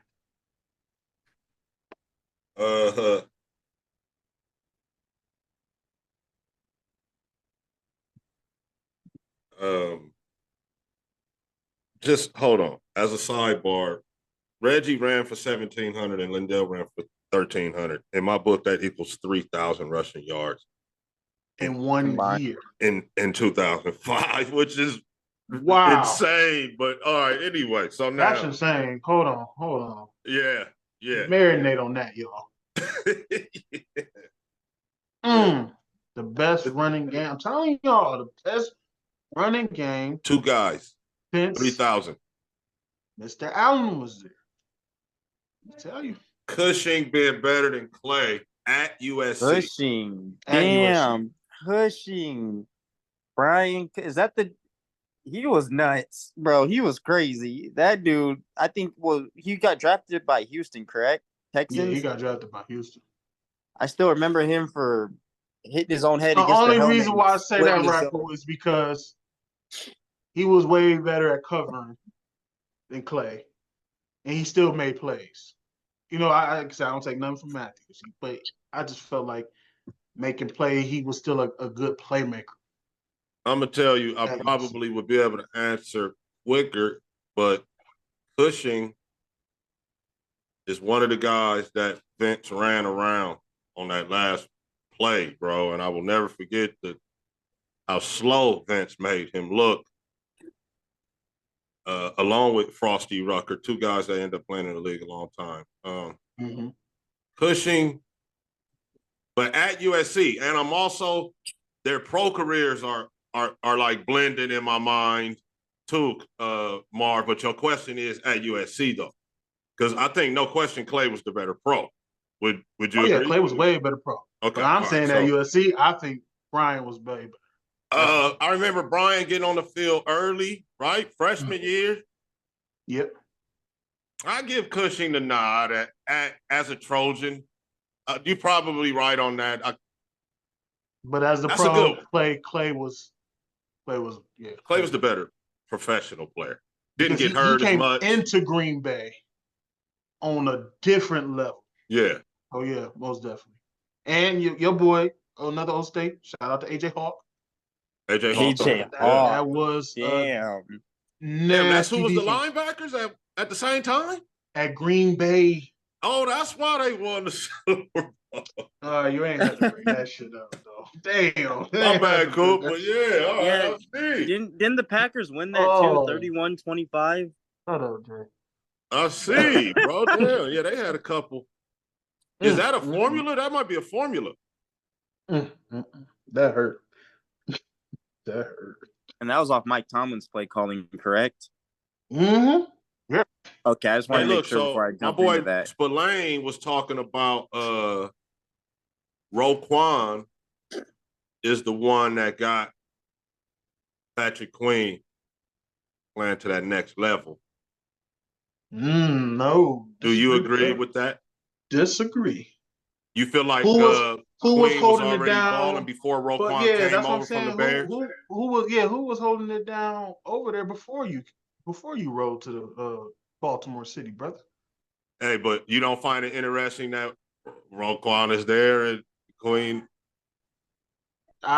It's an interesting statement, but they better go look at them numbers, Ragu, and see. This is Spillane talking. This is Robert Spillane saying that. So a Pittsburgh guy, a former Pittsburgh guy. Yeah. Because they were asking him about who he watched coming up, and then they asked him like who now. And Roquan was his guy, and he gave him credit for getting Queen. Not the saying Queen was trash. Yeah, no, I know what you're saying. Yeah. It's just I just find that really like difficult to believe because Patrick Queen was balling over there before. That's why I'm like, I don't know. I think y'all better go look at them numbers and highlights. All this college talk, man. July 19th can't come any faster. Pause. Major pause, bro. July 19th. Yeah. What's today? we want to see the photo down, the background down by that day, then, bro. Wait, what's July 19th? If you don't mind. The new NCAA football. I thought that was the 25th. Oh, the college game, the game. Yeah. Is it the July 25th? 19th? It's July 19th? Oh. Is it July 19th or the 25th? I'm double checking. I saw it say 19 though. I thought it was but yeah, Ragu, How you feel it? But you're not feeling that, huh? Yeah, July 19th, 2024. Oh, okay. So I gotta change the dates then. Okay. I guess I could take that back because his first Pro Bowl was 2023. So, okay, yeah, I guess Yeah. But on the strength of me, like I said, watching them a few times a year, I was like, no, Patrick Queen was always that guy making plays, even on special teams. But I guess he got his real first Pro Bowl last year. So he went on to talk about Patrick Willis and AJ Hawk as guys that he watched as a youngster. Couple more guys too. But why doesn't AJ Hawk get his flowers that he deserves? He's in the Hall, isn't he? No? AJ Hawk not in the Hall. Just once again, like, why isn't Mike Allstott in the Hall of Fame? There's a couple players I question that's not in the Hall of Fame that should be in the Hall of Fame. And like we just talked about Saturday. Like Plunkett. What's up with Gates? Why Gates not in the Hall of Fame? Oh, that's true. The Plunkett argument is compelling because he does have more picks than Tubbs, right? But so does, but he has 2 Super Bowls, 1 Super Bowl MVP. Right.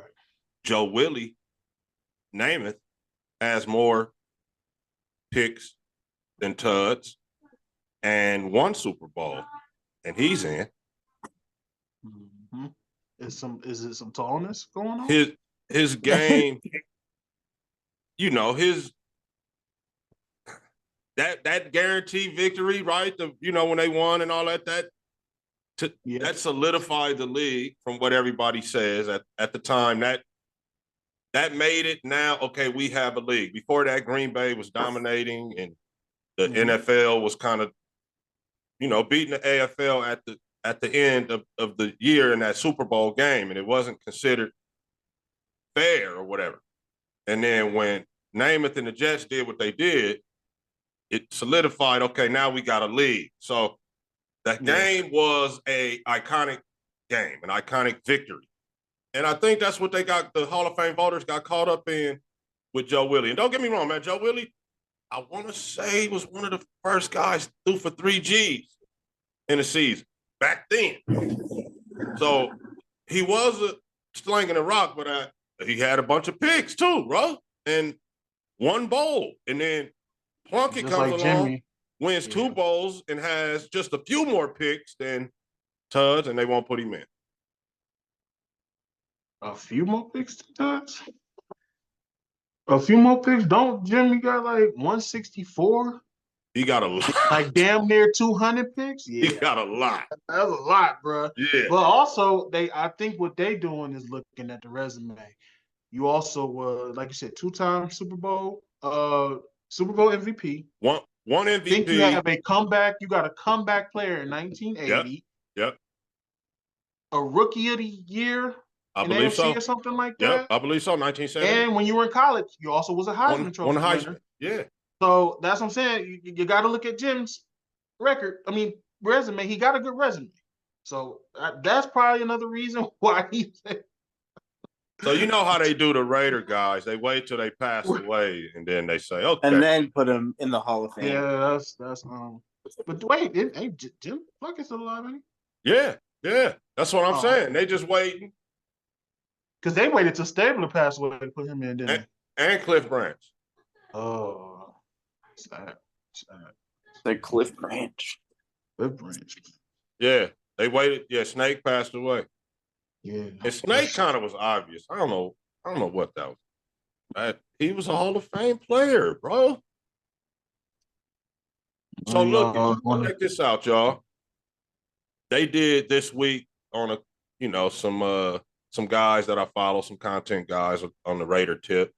Yeah. Well, we had kind of circling around the atmosphere this week was the top 5 Raider QBs of all time.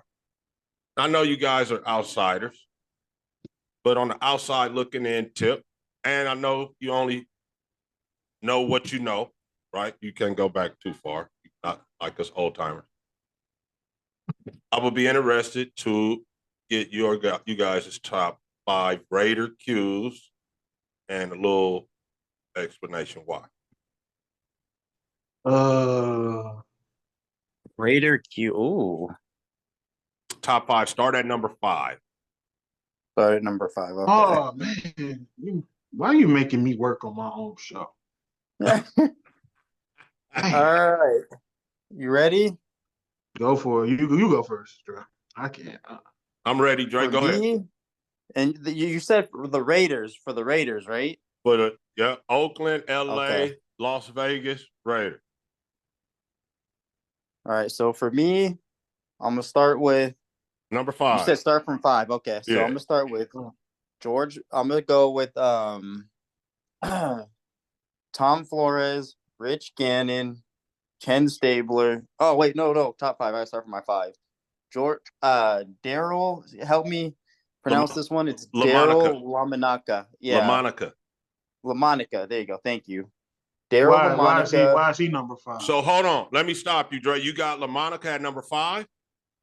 I have Lamonica at 5. Do you care to say? Yeah, why? Look, Dre. Yeah, no, I got you. Yeah. Take your time and look at it, Dre, and then put it in a list because I think LaMonica should be higher.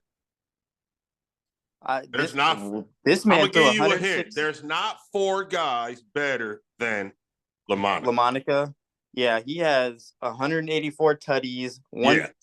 That's a lot of fucking yards. Daryl LaMonica still holds the Raider record for touchdowns in a season at 34. And with a 49.5 completion percentage in 150 in $151 games. So you might want to rethink that number 5, little bro, because yeah, let me rethink that. Hold on. I ain't gonna lie to you. Me, I'm not calling you out. But that sounds like you're reading a list from the internet. Oh no! Because there's a list out there, a bullshit list out there with Raider QBs of all time, and he is under 5. So that's why I'm like, are you reading this from a list, or is this your actual? Oh no, Lamont. He's been. My dad will talk about him. He'll tell you about him. Because my dad he dominated from 67 to 74 with the Raiders. Yeah, let me he say played this. 151 games total. He's not number. I don't think he's not number 5. I don't want you to not take this into account. So LaMonica won the AFL championship. Right. Plunkett won 2 Super Bowls. Stabler won 1. Mm-hmm. Just so you know. Okay. Yeah. So I just gave you the top 3, right? I gave you the top 3. You just have to put them in order. Now you need a 4 and a 5, really. Ooh. That's gonna be tough. That's gonna be damn. Let me so think. Pretty much, like Ragu said, that's your order right there. That's your Stabler should not be number 1. Stabler's not number 1. Oh no, I didn't have him at number 1. I had him at I think I had him at I had him on 3 on my list. Stabler number 3? I had 3. I had the Snake at 3. I'm interested to see who number 2. I want to say Snake is the only Hall of Famer of all of them. The only one? Is LaMonica in the Hall? I don't think so. Oh, I was about to say I think Plunkett's on my list just because of his because of his resume, Ragu. That's the reason why I put him on my list. Jimbo's not in the Hall of Fame though. I'm just saying. Who's not? Unfortunately, Ragu, no, he's not a Hall of Famer. He's not in the Hall of Fame? No. LaMonica, no. No, Plunkett's not in the Hall of Fame. How? That's what we wondering. Plunkett's not in there? Nope. That's Snake. Why? Snake's in there though. Yeah. Snake's in there. But why isn't Plunkett in? Wait. That's what we trying to figure out, right? That's what the Raider fans want to know. That doesn't make sense. How? Wait, okay. And it's no disrespect to the Snake, but how is that's so disrespectful to Plunkett, and that's crazy. So, Dre, you're saying, look, so I'll let y'all start from the top. So, Coop, I think, is saying Plunkett, Snake, LaMonica, right? Oh. From the top? I can't put LaMonica on mine. He dominated, but I'm going off of what I've seen. All right. And heard. All right. And he's, like I said, your boy, like I said, he dominated them 7 years. And I think Plunkett has an overall winning record. Stabler is definitely, he's like you said, he's the only, I thought Plunkett was in the Hall of Fame. I don't know why I thought that Plunkett, It's Stabler will definitely be, I will put Stabler number 1. Yeah, because since you just said that, Plunkett number 2. I know he hasn't won anything, but I gotta put Richie in. From at what 3? I've seen with the record that I've seen of him play in them years. I'm sorry, 45 and 29. That's still a beautiful record. Rich over. What about LaMonica? Tom Flores? That's a good one. I gotta put Richie in there. Like I said, just from what I've seen, and I don't know if Ragu gonna agree with this one. No, go ahead. LaMonica. No, LaMonica number 4. LaMonica number 4. I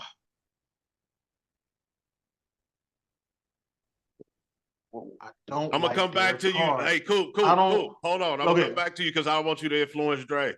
So go ahead. No, I was gonna go because I already had for me. My first 3 was the Snake, Tom Flores, LaMonica, and those other 2. One of them you just said. Did I say Richie? Because I had him on there too. Plunkett or Richie and Plunky. I mean Plunkett and Richie. Sorry. Okay, all right. So he's got Tom Flores in there. All right, cool. And the reason that real quick, Wait a Ragu, my minute. bad. In Tom 106 Flores? games, he had a 48.9 completion percentage, over 11,000 yards, and 93 tutties. Tom Flores? Yeah. 30, Can you say that again? 30 and 3 record. Hey, you can say that, bro. His stat line is still pretty good for someone to be. Bro, 106 games, 11,959 yards, and 93 tutties. How many picks? Oh, no, they did. Oh, so they want to hide that from me. That's what. Oh, 12. Oh, 12. He had 12 in 1960. Gee. So the only real thing on it. Oh, the only real thing in total, it was damn. That's 92. Damn, 93 tutties, 92 picks.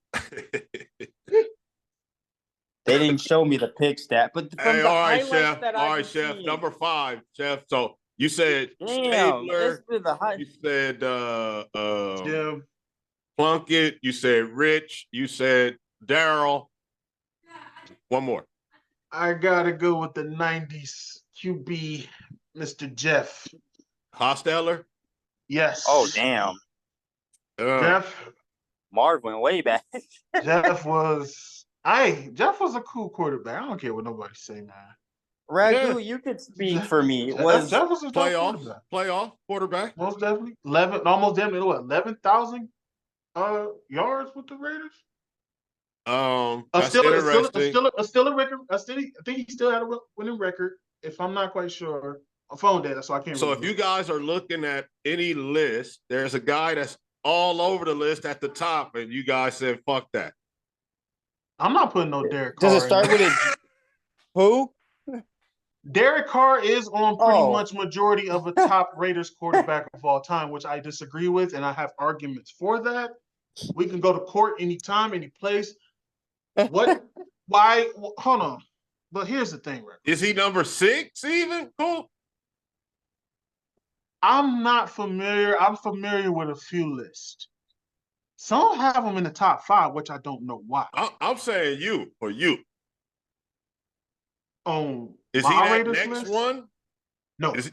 No? Damn. Listen, man. Wow. What you're about 20, you, Dre? You're 21 and 25 as a Raider. I'm sorry, is losing records? We giving the greatest franchise QB I didn't of say all time. No, hold on. Let me just finish this.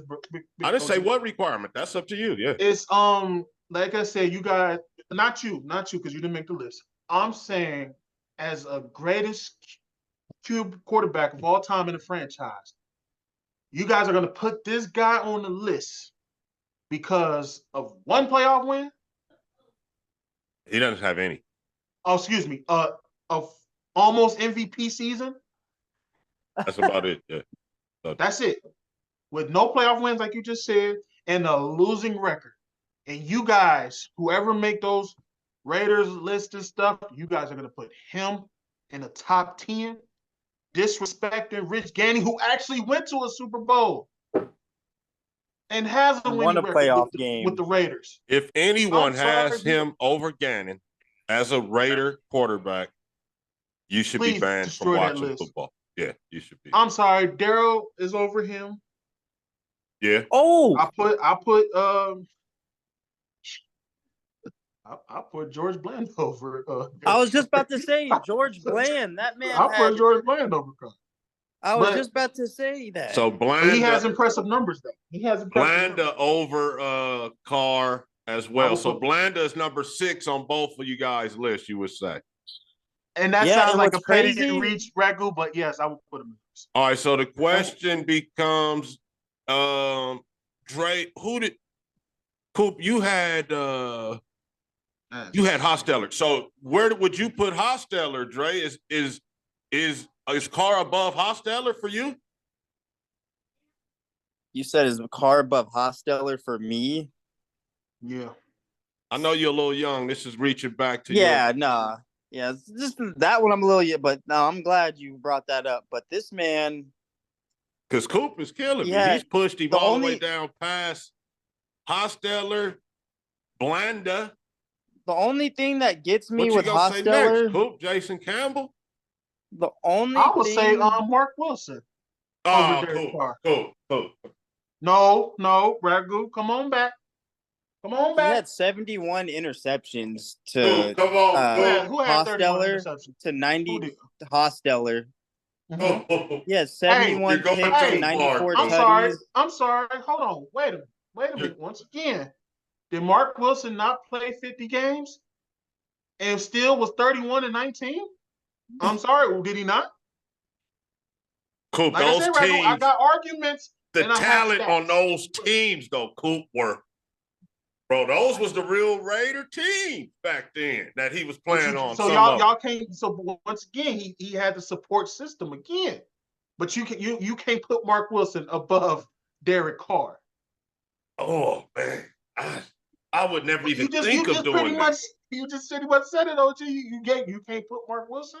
The only thing that kills Mark Wilson is that he had more interceptions than tutties, but he also had a winning record. And honestly, I'm gonna just saying. Wow, sorry, bro, you making me do some hell of a thinking. I'm sorry, out of 50 games, 31-19 is still good to me. I'm sorry, Ragu. I hear that. Yeah, I hear that. I'm putting Hosteller over Carr. You putting who? I'm putting Hosteller over Carr. Ooh. Wow. I'm sorry. Where do you put Carr at? I want to hear from the. I want to hear from the Raider fan where you put Carr at. And real quick, before you do that, Ragu, I just wanted to say that's crazy. George Blanda only had And no, Ragu, I would never put Jason Campbell in the top 10 Raider quarterback. I'm sorry, but I mean, one season out of one season, and once again, 11-7, that's cool, but I can't do that. This man, George Bland, you only played one season. You only played on a 47 completion percentage. He had 236 tutties and 340 games played. It's a lot of y'all quarterbacks, but and like I said, Kerry Collins was a bum. Kerry Collins was a bum. Jason Campbell was decent, but like I said, just one season. Vince Evans was not that good enough with a 2-5 record. Nah, it's like I said with the Snake, Plunkett, Rich, marking them. I would, yeah. Man, you are killing me with the Mark Wilson, bro. I would never even. What about Jay? Schrader, Schrader, man. Jay Schrader? Yeah, Schrader, I would entertain that. Let's talk about Jay then. So Jay can go above Derek, right? How many seasons did Jay play? Jay. You got what? You're 32-25. He has a winning record too. I'm just saying that people who actually have a winning record should be considered being in the top 5. This clown has a losing record in one good season. That's like putting Isaiah Thomas, not the Detroit Isaiah Thomas, the Boston Celtic Isaiah Thomas. 1 year don't make you no all-star. Just saying. Jay Schroeder played 10 seasons and he accumulated 20,063 yards and 114 touchdowns, 1 Pro Bowl, 1 championship. And his record was what? 32-25? What was his record again, if I'm not correct? I think I know y'all quarterback stats, Ragu. I may not be a Raiders fan like y'all, but I know y'all quarterbacks, bro. And Derek Carr, as much as I do not like the kid, is not one of them. Not a top 5 quarterback in your franchise. He finished as a starter 61-38. 61-38. So, I'm sorry, I'm off. But you guys are pushing Flores, Blanda, and Hosteller. No, you said Jay Schrader. Mm-hmm. And Haas. Wilson too. And Wilson. So that makes him go to 11. You're at 11. You're at 10 dudes. Cool. Better without getting to this man named 11 Raider quarterbacks. You're wild, Coop. I am. And like I said, shout out to Coop. He knows. Nah, I'm just saying, listen, real. hold on. He said, like I said, y'all lucky my phone dead. I will probably pull up more people. Coop's list is Snake, 1. Mm-hmm. Yep. Plunkett. Rich. Oh, Rich, 2. No, Plunkett's 2. Plunkett, Jim number 2. Rich, 3. LaMonica, 4. Number 5. Who do I have number 5?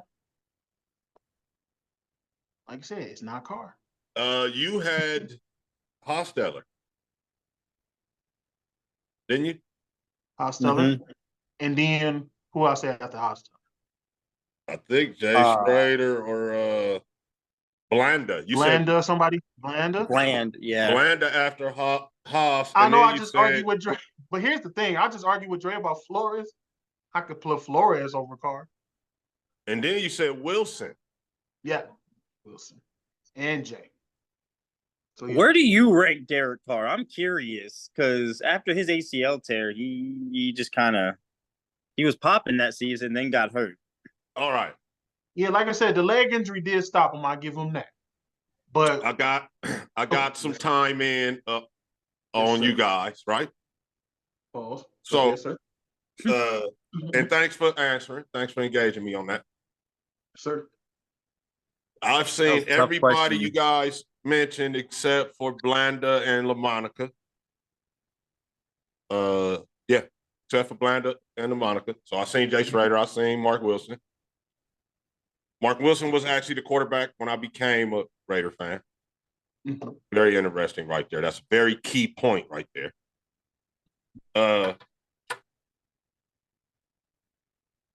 Mark. So Jimbo won the Super Bowl because Pastorini got hurt. Dan Pastorini got hurt. Plunkett, Al Davis had already got Plunkett as kind of insurance, the league was kind of giving up on him. He was the Heisman Trophy winner, Rookie of the Year, who had kind of fell on, hard times. He wasn't performing. Think like a Baker Mayfield kind of. That's a good way to put it. They go and win the Super Bowl. The next year, and he was torn. And he was near the end of his career, right? Pastorini because he like shit. This guy came in and won the Super Bowl. I don't need you. Well, the next year Plunkett gets hurt during the season, and Mark Wilson is a big time recruit out of BYU. The USFL New Jersey Generals, if I'm not mistaken, co-owned by this dude that's running for president right now. Got into a bidding war with Al Davis, allegedly, and made Mark Wilson one of the first millionaire quarterbacks because of Al needed him because Plunkett got hurt and Trump was dangling the USFL contract with the Generals in his face. And it was kind of a bidding war over this kid, Mark Wilson, that Al ended up winning. And he came to the Raiders, and then Trump, in classic Trump fashion, after he lost, said, oh, yeah, I really wasn't trying to sign him. I was just running the price up. Anyway, Wilson takes over. That was a Super Bowl team, cool. And they could never get back with him, bro. So that's my Mark Wilson story. To me, he's the reason why Marcus and those guys that you saw in that run where he reverse field and all that and did the big – this was the same team, bro, that Wilson took over. That's why they was 31-19, not because of him. And he just was never that guy, bro. So I can't put him over Carr. Jay Schrader. Jay was the quarterback when we had Marcus and Bo. I mean, when you had who? Marcus and Bo Jackson at the same time. Oh, that's right. When you had them both, that's crazy. Go ahead, Coop. What was y'all record before he snapped his little leg? 11. Why you say it like that? Ooh, snapped his little leg. Yeah. That was 12-4. 12-4? Yeah. Well, who was his supporting cast? Coop, right? Martin Cooper, right? Crabtree, Coop. Uh-huh. Who was playing tight end for the Raiders back then? Yeah. Um. So if you're gonna throw that in there, that 12 wins wasn't because of DC either. I want to say Y'all had a monster defense. No, we haven't. Y'all didn't. We ain't had a monster defense in decades. I feel like. I mean, we could pull that roster up. Crab and those guys were good. Who was running the ball for the Raiders back then? Let me see. I'm drawing a blank. Was it Maurice? No one. No, it wasn't Maurice. No, he was Jaguars. I'm sorry. It couldn't McFadden. Was it McFadden? No, McFadden in there. So look, let's. So you asked me, Dre, where I got them. So let me say I was gonna start from 5, but it's more intriguing if I do it the other way. Now, pause. That sounds it was inbounds probably, but it sounded crazy. Make us work, and then gets it easier for him. It was good. So it was cool. I'm gonna say Snake first because Snake was a star in the league, right? Yes. He was that quarterback that was a genuine star in the league and got traded that last year and went to Houston, to the Oilers, and got them to the playoffs with Earl Campbell. So this dude was a baller. And even though he only got the one Super Bowl versus Jimbo with 2, he had better stats than Jimbo, and he did win the Super Bowl. So I'm going to give Snake 1. Jimbo with 2 Super Bowl victories and the 1 MVP of the Super Bowl. I got to go plunk it at 2. The Mad Bomber, that's Daryl LaMonica's nickname. The Mad Bomber still holds the record for touchdown passes in a season for the Raiders at 34. I think that's enough said. He's 3. And they won the AFL championship with him, I believe. Now we're to the 4th slot. Y'all know this is my guy. Man, we didn't quite get it done, but this guy won an MVP. And when he was with the Raiders, save for that last season, the Raiders were a tough out. You had to come and beat that Oakland team with this guy. And that's my boy Richie Gannon at 4. And then 5 is where it gets tough for me, bro. I can't. Mark Wilson, definitely. No. I saw Dre Schrader play. No, bro. And then as I go through it, Flores, I looked up the stats. I looked up Blanda's stats. This card, bro, at 5 for me. Sorry. It's not. No, it's not. No, it's not. It's Carr at 5 for me. Wow. The only guys that had a shot would have been Blanda and maybe Jay. But Blanda I didn't really see, and his stats are kind of nasty compared to Carr. And Jay I saw. Jay was, you know what Jay's job was? Don't fuck this up, son. We got a great defense, and we got fucking Marcus Allen. And then after week 8, we have Bo Jackson and Marcus Allen. Also, we got the young Tim Brown and some more weapons. So please, son, don't screw this up. He was Trent Dilfer. So Mark Wilson. That was so wait, hold on. Dre, let me get this real quick, Dre. Mark Wilson's supporting cast, you said, is who? Some of the best Raiders of all time. Todd Christensen, Marcus Allen, Jesse Hester, Dokie Williams, Cliff Branch.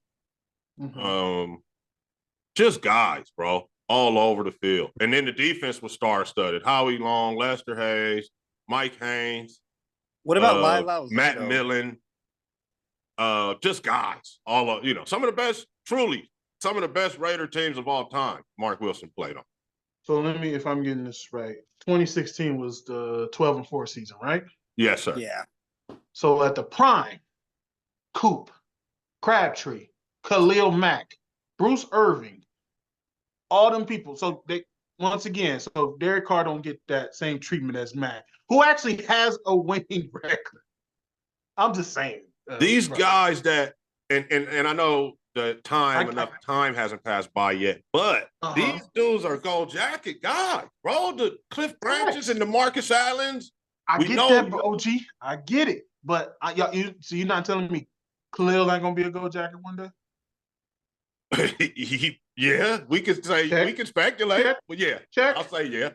Coop not gonna be a gold jacket one day? I think that's debatable. Okay, I'll put a question. I'm just saying, none of those guys. But they were top guys. I'm definitely not saying Crab is. All I'm saying is that at the prime, they had like Latavius Murray, who was a decent back. They had Coop. They had Crabtree. They had what's the tightest name? Clive. What's his name? Clive. What does it start with? His name is Clive. I forgot his last name. Start with a W though. The tight end, Clive something with a W. I forgot. All I'm saying is that he had pretty much a good supporting cast as well. Walford? Walford. Thank you. Oh, yeah. Yeah. Thank you, Trey. So he may have not played Pauls with as many Hall of Famers as he did, but Mark still has a winning record. And actually was pressured to get the job done. He was. That is and true. Like I tell you, what did I tell you, OG, when I was playing ball? I told my QB the same thing. You ain't got to win it, but don't lose it for us either. Now that's what Mark did. That's what Mark did. He may have not won it, but he didn't lose it for y'all either. And I'm not saying Carr lost it because, he had a nasty injury. Because he was balling that full season. He was balling that full season.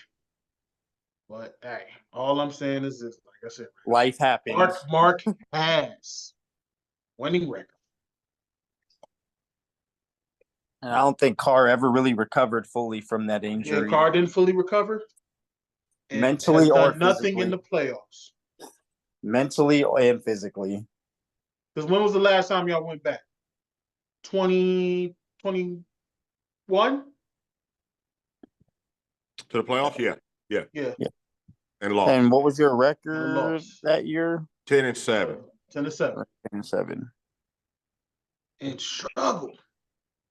I can't do it, bro. I'm sorry. I feel you. Hey, we ain't go. Hey, we family. We ain't always gotta agree. But it's right. I saw and on top of that, I saw Mark, bro. When I tell you, and DC, don't get me wrong, I cussed DC out too. Yeah. But bro, I'm talking about as a kid cussing that boy Mark Wilson out, man. I still remember, bro. I feel you. We all done been there. Also, Derek Carr in 2021, he threw for 4,804 yards, but he had 23 tutties to 14 picks. Yeah, good numbers. I mean, it's Carr just those couldn't picks, be bro. higher because he didn't win any playoff games, and because he never even threw in the modern era. He still let LaMonica lead the team in touchdown passes, which is crazy. So I would like to have put him higher. I put him right behind the championship winning guys, but I can't do it. I can't leave him off though, because that's what you just said, Dre. He threw for 4 Gs before. He started 9 years here. He did quarterback 2 playoff seasons, even though one playoff game he didn't get to play in because he got hurt in the last game of the year. And then we lost to one game when we had the ball first and goal inside the 20 to the team that ended up winning the AFC, and we didn't get it done. But he did have some moments. He does have a lot of wins. No, I'll take that back. No, he don't have that many wins. He's got a lot of yards and shit. And then I'm a guy that saw Jay, like I said, hate to keep saying the same thing. Saw Jay, though, saw Mark, saw Jeff. Jeff is interesting. Where I give him Carr the edge over Jeff is because of the 9 seasons. So, yeah, it's going to be Carr at 5. And then if we continue to list, probably Haas, Jay. To be honest with you, man,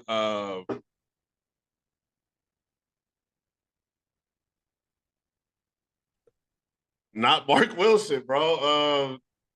I'm gonna say Jason Campbell. Wait, hold on. I'm gonna say Jason Campbell over Mark. Yeah, bro. I have a disdain for Mark Wilson. I ain't gonna lie to you, man. All right, you guys, let's hit this end button here. The show is over. I might even put Steve Burline ahead of Mark Wilson. Yeah, Mark. Sorry, Mark, but you know you didn't get it done, Mark Wilson. And if Al was alive, he'd tell you. Marcus Allen and those guys would tell you, man. Marcus Wilson is the reason they didn't end up getting it done, bro. They should have won another Super Bowl. Still got a ring over Carr and Cam. Got a ring. Should have won another Super Bowl in 84 or 85, bro. But it was his fault. He just let the pressure get up to him.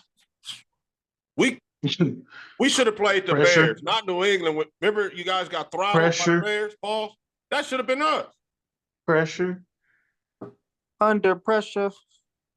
He threw a pick against New England. You guys can watch that game, 1985 AFC Divisional at the Coliseum. Oh, I'm about to go check that out right after this. Can't stand Mark Wilson, bro. You touched the nerve, bro. I'm telling you, man. You know what you did, Marv? You got to touch the nerve with Paul, but you touched the nerve with Carr. You know what it is? You know what it is, Marv? You know what you just did? You know what you just did? What? Remember how I feel about Marcus Peters? Well, that's how he feels about Mark. No, he ain't go off like that. I sound like that? No, you don't, Ragu. No, he didn't go off like that. Nah, Dre. Nah, fuck that, bro. Yeah, your Marcus Spears hate is way different from that.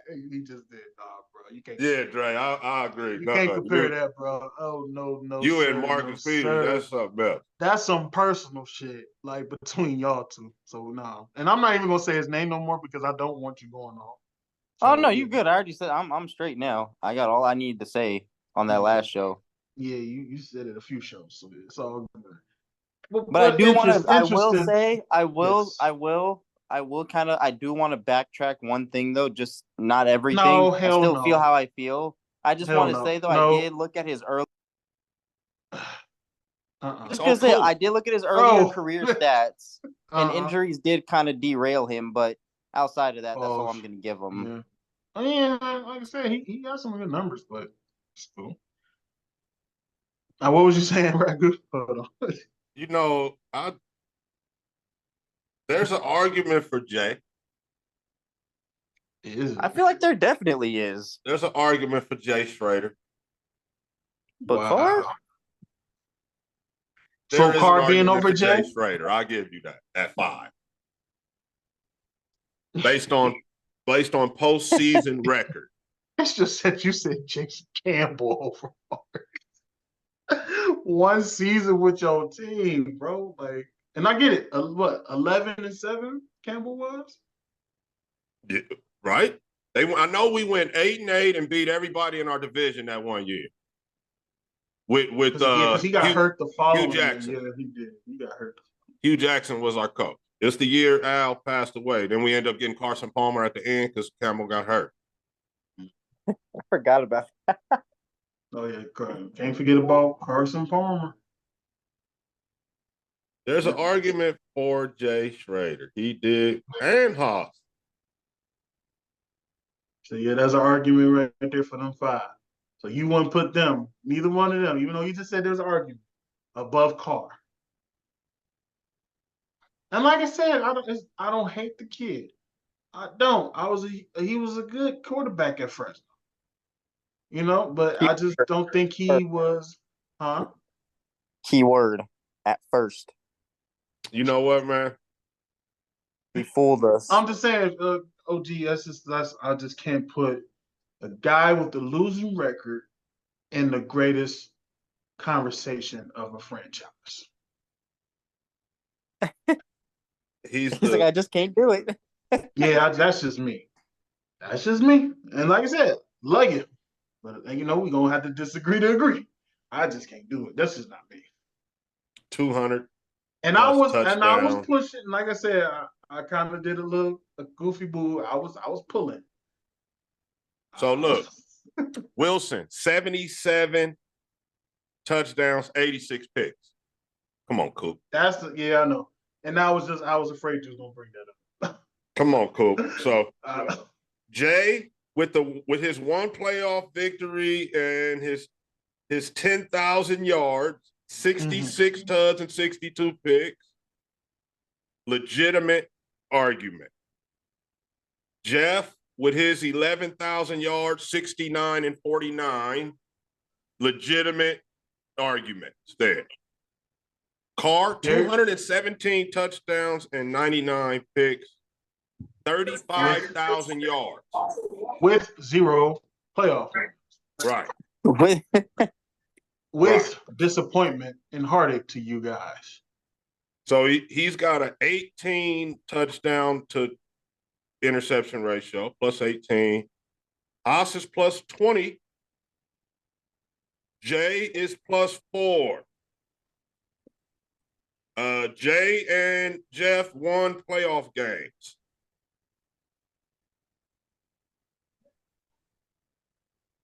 Now, thinking about it, watching all of them. You know what, bro? You right. Well, you're not right, because Blanda, we can't do Blanda, and we can't do Mark Wilson. We can go Jeff, Jay, Derek. Okay. So Derek falls into number 6. Jay, because he did throw for 10 G's and he has a playoff win. Mm-hmm. It's almost him and Carr tied at 7, really. But you could legitimately put Haas in front of him. You could legitimately put Hosteller in front of him. I'm gonna treat this like a real case and take the plea deal on that. I'll accept that. Oh, I'll accept it. You'll take somebody that. Like, as long as he ain't. But Carr will. But in written contract negotiations, Carr will be number 8. So okay, Carr will be number 8. I'll accept that. Yeah, no. I wish Isaiah was here so he could say the same thing. You tried to sneak that winning record in there on me, but and get past with that 77 and 86 touchdown to pick ratio. Yeah, no, Wilson, no way, bro. No. I knew he had to have some type of numbers like that, bro. Fuck that. Yeah. The dude was. And look, I'm gonna say this. Mm-hmm. Besides maybe Gannon, he played on the best teams. So Plunkett, obviously, in that Super Bowl year was one of the probably the best ever Raider team. And then Richie, when he had Jerry and Timmy and Garner and Wheatley and all those guys, that was a great team too. But Mark Wilson played with all those dudes that Plunkett played with and won the Super Bowl. So, for him to be 77 and 86 and play with all those dudes says something. I mean, you know what I'm saying? 77 touchdowns, 86 picks. His record is actually different. His record, like you said, it actually looks decent. So it's just he has a winning record. 50 and 31, right? Oh no, 31 and 9. Yeah, see that's deceiving, bro. Yeah, so no, still no on Mark, but Jeff and Jay, Jeff for sure. Jay, I would say is tied for 7th, right? No. 6. So Jay and Derek at 6. That's good. That's good content, guys. We'll cut that up and put that on for sure. Oh, most definitely. Most definitely. Can't wait. Okay. Yeah. Okay. Like I said, I'll take the plea deal on that. All right. I'll take the plea deal. I accept that. But once again, so you saying no Blanda, right? Come on now. The Blanda. Nah, what we like to call that? Reaching? I was reaching. Because I just didn't want to say Carl. And Wilson. He's like, I'm trying to say anyone except him. The only reason I said Wilson was because he does have a Super Bowl and a winning record. And that's what, and ultimately in this sport, that's what matters is the chips. And sometimes, though, I don't know. He didn't get in the Super Bowl. I try not to be one of them guys who let a ring just be the decider. Grab you. Because you got sorry motherfuckers like, which I'm about to bring up a point to Ragu. Yeah. Trent Dilfer has a ring for crying out. Bro, that's the thing and then he got carried by the defense. Right. So that's what I'm saying. Yeah, that wins Ragu. So I took it. This damn Trent Dilfer has a ring. So. Right. Isn't that crazy? And I bet you his record looks great too. When it says 1 loss, I bet you it looks fantastic. You think so? Trent Dilfer? I don't know. I think he had more losses than wins. If anybody could look that up, I don't know. I got Trent Dilfer. He got carried by that Ravens defense. Yeah, he got carried. What'd they do? They smoked the Giants in that Super Bowl. What was it? 34-7? Yeah, like you said, the defense was 30 hold the team to. I wish my team could hold the team to just 7 points in the Super Bowl. Oh, I can't tell you Trent Dilfer's record, but no, it doesn't look that great. He is 58-55 though. Oh, 58-55. Oh, wow. And he wasn't the quarterback for Baltimore that entire season. No, because he can't. Yeah, because he started on some flu shit. Yeah, he only started 8 games. And you see how he talks in his interviews too, Trent Dilfer. He talks it so much like, stat line from the 2000 season when they won the Super Bowl. He was played in 8, started 8 games. He was 7-1, 134 for 226 for 59%, 1,500 yards, 6.6 average per pass, 12 touchdowns, 11 picks, a 76 QB rating. Super Bowl champion. Wow. Underwhelming to say the least. That's sad. 58-55. Goodness gracious. He threw for 2,800 yards and 96. That's his best year. 2,800.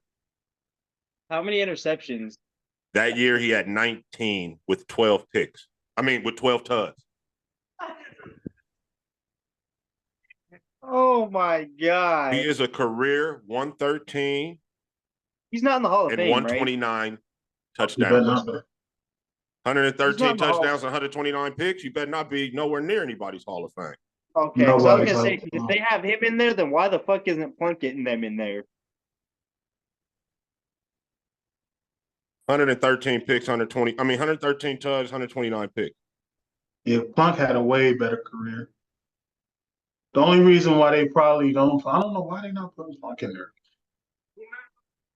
Is it because of interceptions? I need to know this. I'm gonna say so. I need to know why Plunkett's not in the Hall of Fame. And he don't have a ton of yards either, I don't think. Let's check him out. Hey, guys, I was reading this thing. It says in 2009, Dilfer was inducted into the Fresno County Athletic Hall of Fame. That's different though. He was. No, I know. Yeah, I was about to say.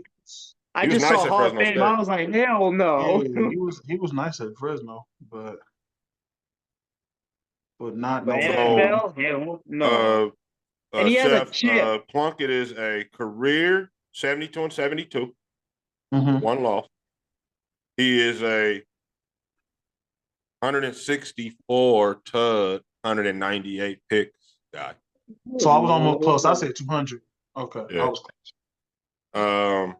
He did throw for 2,900 in that Super Bowl year, and 20 tuds, 18 picks. That's because his defense probably set him up with first and goal. He had a year. With all those sacks and turnovers they put on. So he had a year where he threw 25 picks versus 8 tuds. Oh my God. That was with New England. That was with New England. Oh my. So he was about to be out the league before he came to Oakland in 1980. Won a Super Bowl MVP that year. Yeah.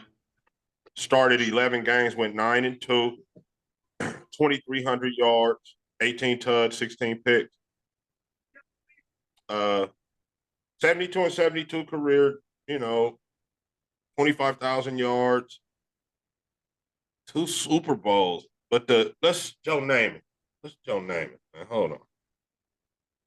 Because he's the one, Coop, where it's like, well, you got him in, but not him.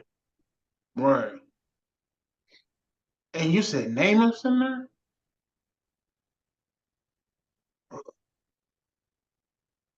Nah, that don't sit right. Yeah, I can picture him with his gold jacket on. That do not sit right. Namath, 173 and 220. 173 touchdowns, 220 picks. And Namath's in the Hall of Fame. 62, 63, and 4 is his record. Joe Willie did throw for 4 Gs back in 67. That year, he threw 26 touchdowns and 28 picks, though.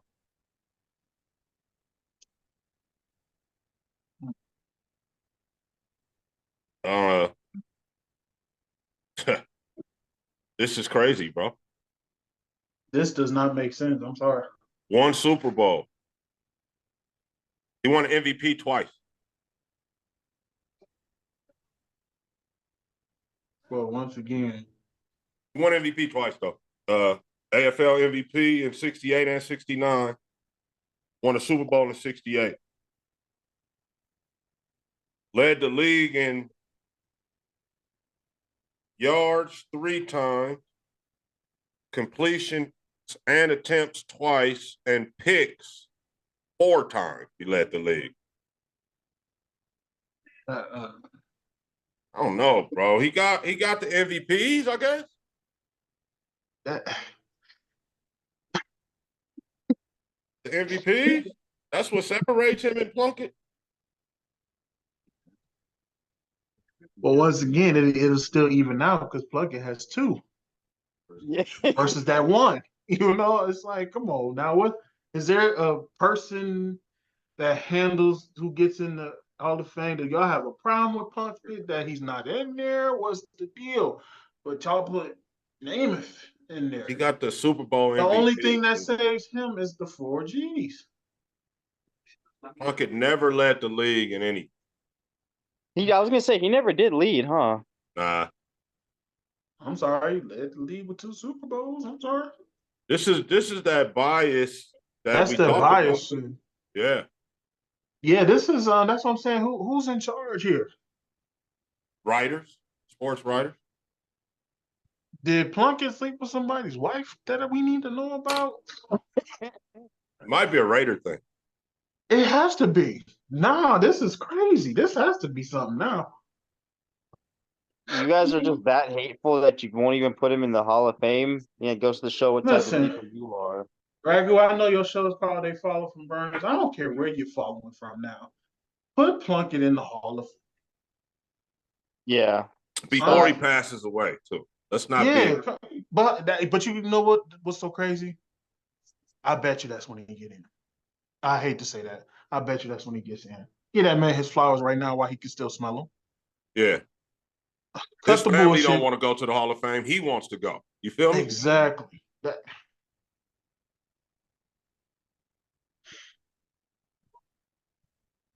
Yeah, that's what I'm saying. That's just crazy. Like, I mean, why? let's correct some wrongs, bro. Let's get it all together. Feel me? Yeah, some got to give. I don't.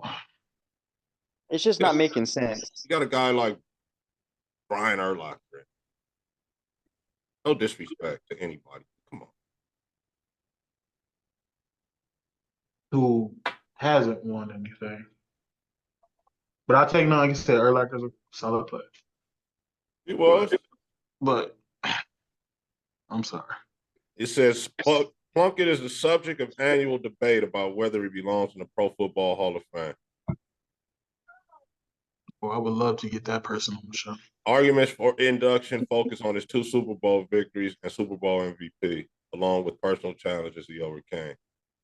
The against arguments center on Plunkett's having only 4 winning seasons, overall career statistics, no Pro Bowl, no All-Pro.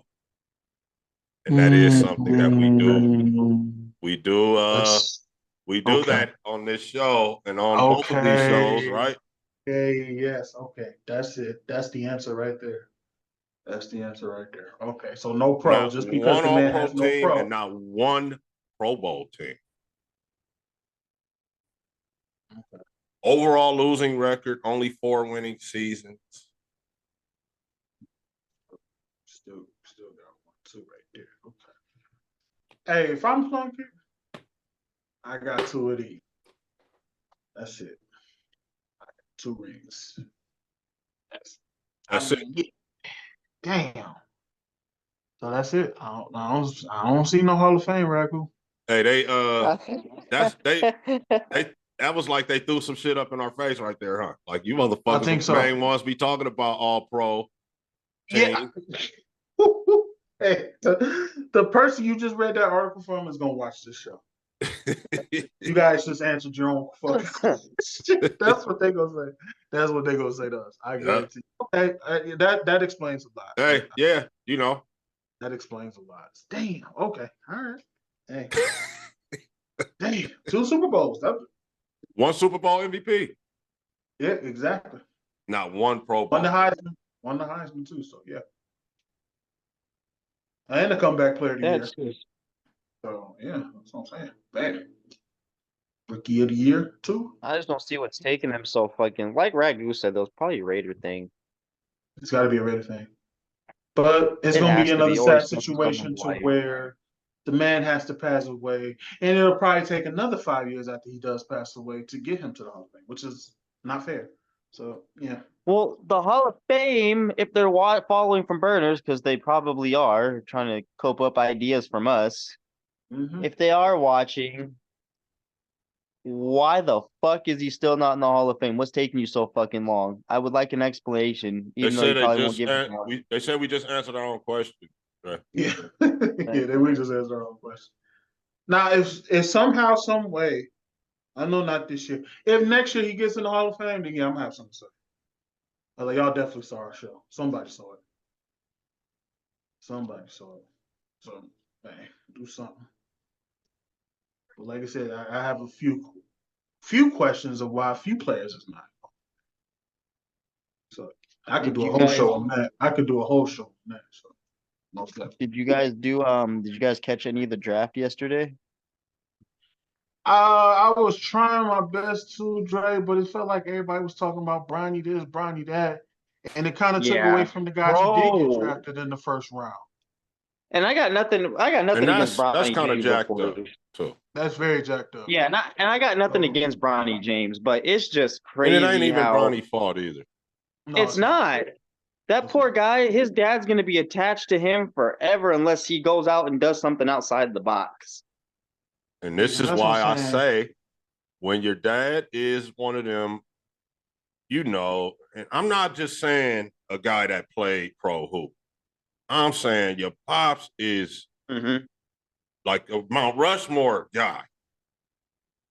And Bronny, in your case, this really applies to you because you didn't even get to be 6'9". You're only like 6'2". Man, you could have been an amazing football player, bro. I bet. Go do something else. Hockey, shit, baseball. You saying Bronny should go do something else? He should have. It's too late now. He didn't put all his time and effort in the hoop now. But I'm saying, bro, when your pops is one of them dudes, man, you can't follow his footsteps, bro. You ain't gonna never be like you create this whole shit show like this. Like we talking about you, bro, and you really, maybe a second or third round pick. And here we are talking about you dominating the story of kids that's getting picked in the first round. Exactly. And then when you do play, it's gonna be a circus, right? When you do get picked. And then they're gonna do all this excitement, throw a parade in this day city, wherever he gets drafted into, show up and show out for the first game, maybe to not even play or to score 2 points. And that's what I'm saying. That's what pisses me off about that. Every timeline you see or you go on the social media platform, you see when is Bronny gonna get picked. Oh, I'm excited to see where Bronny goes. Not paying attention to the top dominant players who are getting picked in the first round. And meanwhile, what's really he going could be on a college roster playing some receiver or some safety or something. Yes, something. And being a solid prospect. And then people not expecting, he would still have his name or whatever, but it wouldn't be the same as in the NBA, bro. It would be like, well, let's see what LeBron's son is doing. You know what I mean? He would be appropriately ranked at his position just based on his play.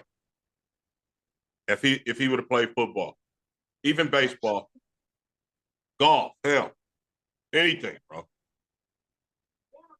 And then somehow, here he is, man. Somehow, some way, you still in the league 15 years from now. It'd be some clipboard shit. In a way, Bryce is better off because he probably is gonna miss Dad's career. Like Dad not gonna be in the league when Bryce gets there, so he's gonna have the hoopla, but not like Bronny, man. Which I think will be better because all the pressure's off Bryce now. It'll be better for Bryce. Yeah. And he's way taller and athletic, so I think it'll work for Bryce. Which is probably gonna be happy for him. Like, cool, I ain't gonna have this pressure of my pops and my brother. I get to do my own thing. So, yeah, and Bronny name, LeBron James Jr., that didn't help. That didn't help at all. So you put way too much pressure on Bronny. And I feel bad for the kid. Me too. I feel so bad for him. And that's what I'm saying. Yeah. If I'm not going to be an exec, I'm like, I'm not looking for who your dad is. I was like, damn, your college numbers suck, bro. And to his credit, bro, he don't even want the attention. He like, man, just draft me if you think I could ball. Or he's not telling the media, hey, ignore everybody else, look at me. He's not saying that, bro. That's just they just doing that. And I feel sorry for him. Me too. I do. Yeah. We'll see what happens. I mean, go ahead. With that said, though, I think he's gonna be a Laker. Damn. I really do. And then Memphis just got Zach Edey. You're gonna be like, let's go to work, son. Let's go to basketball practice. That's gonna be crazy. That is. Well, yeah, he ain't gonna be able to at least he won't be able to lack in work if he does go to the Lakers. He'll have to put that work in and set your dad there now. It is kind of cool. Yeah. I ain't gonna lie. Even if he don't play, if they draft him, and just to see the the interaction when during games and all that, like somebody was saying, oh, it was Pierce, and Pierce be hating, but he's kind of had a point. It was like Lakers are kind of preparing to put on a show, like a Hollywood show for the people, like drafting LeBron and getting the first year coach and all this. But he kind of right.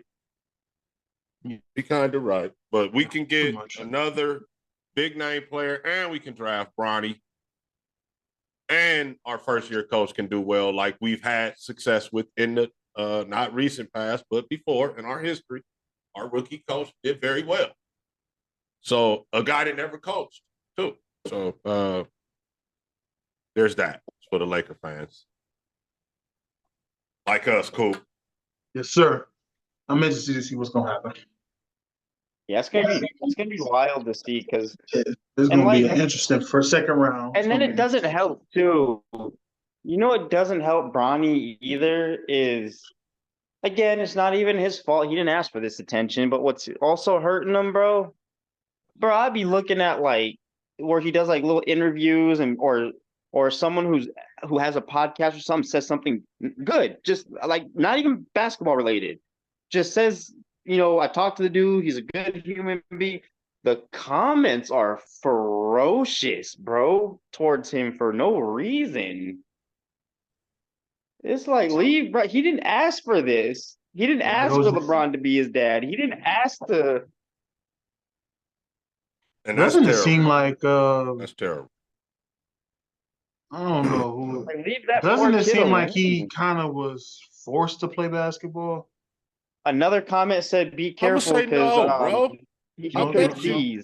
I bet you he could have played foot or something, man. But that's what I'm thinking. It seemed like he was forced to play basketball. Like, foot is a different animal, man. He, we don't know. He might have got out there and was like, "Oh no, this ain't for me."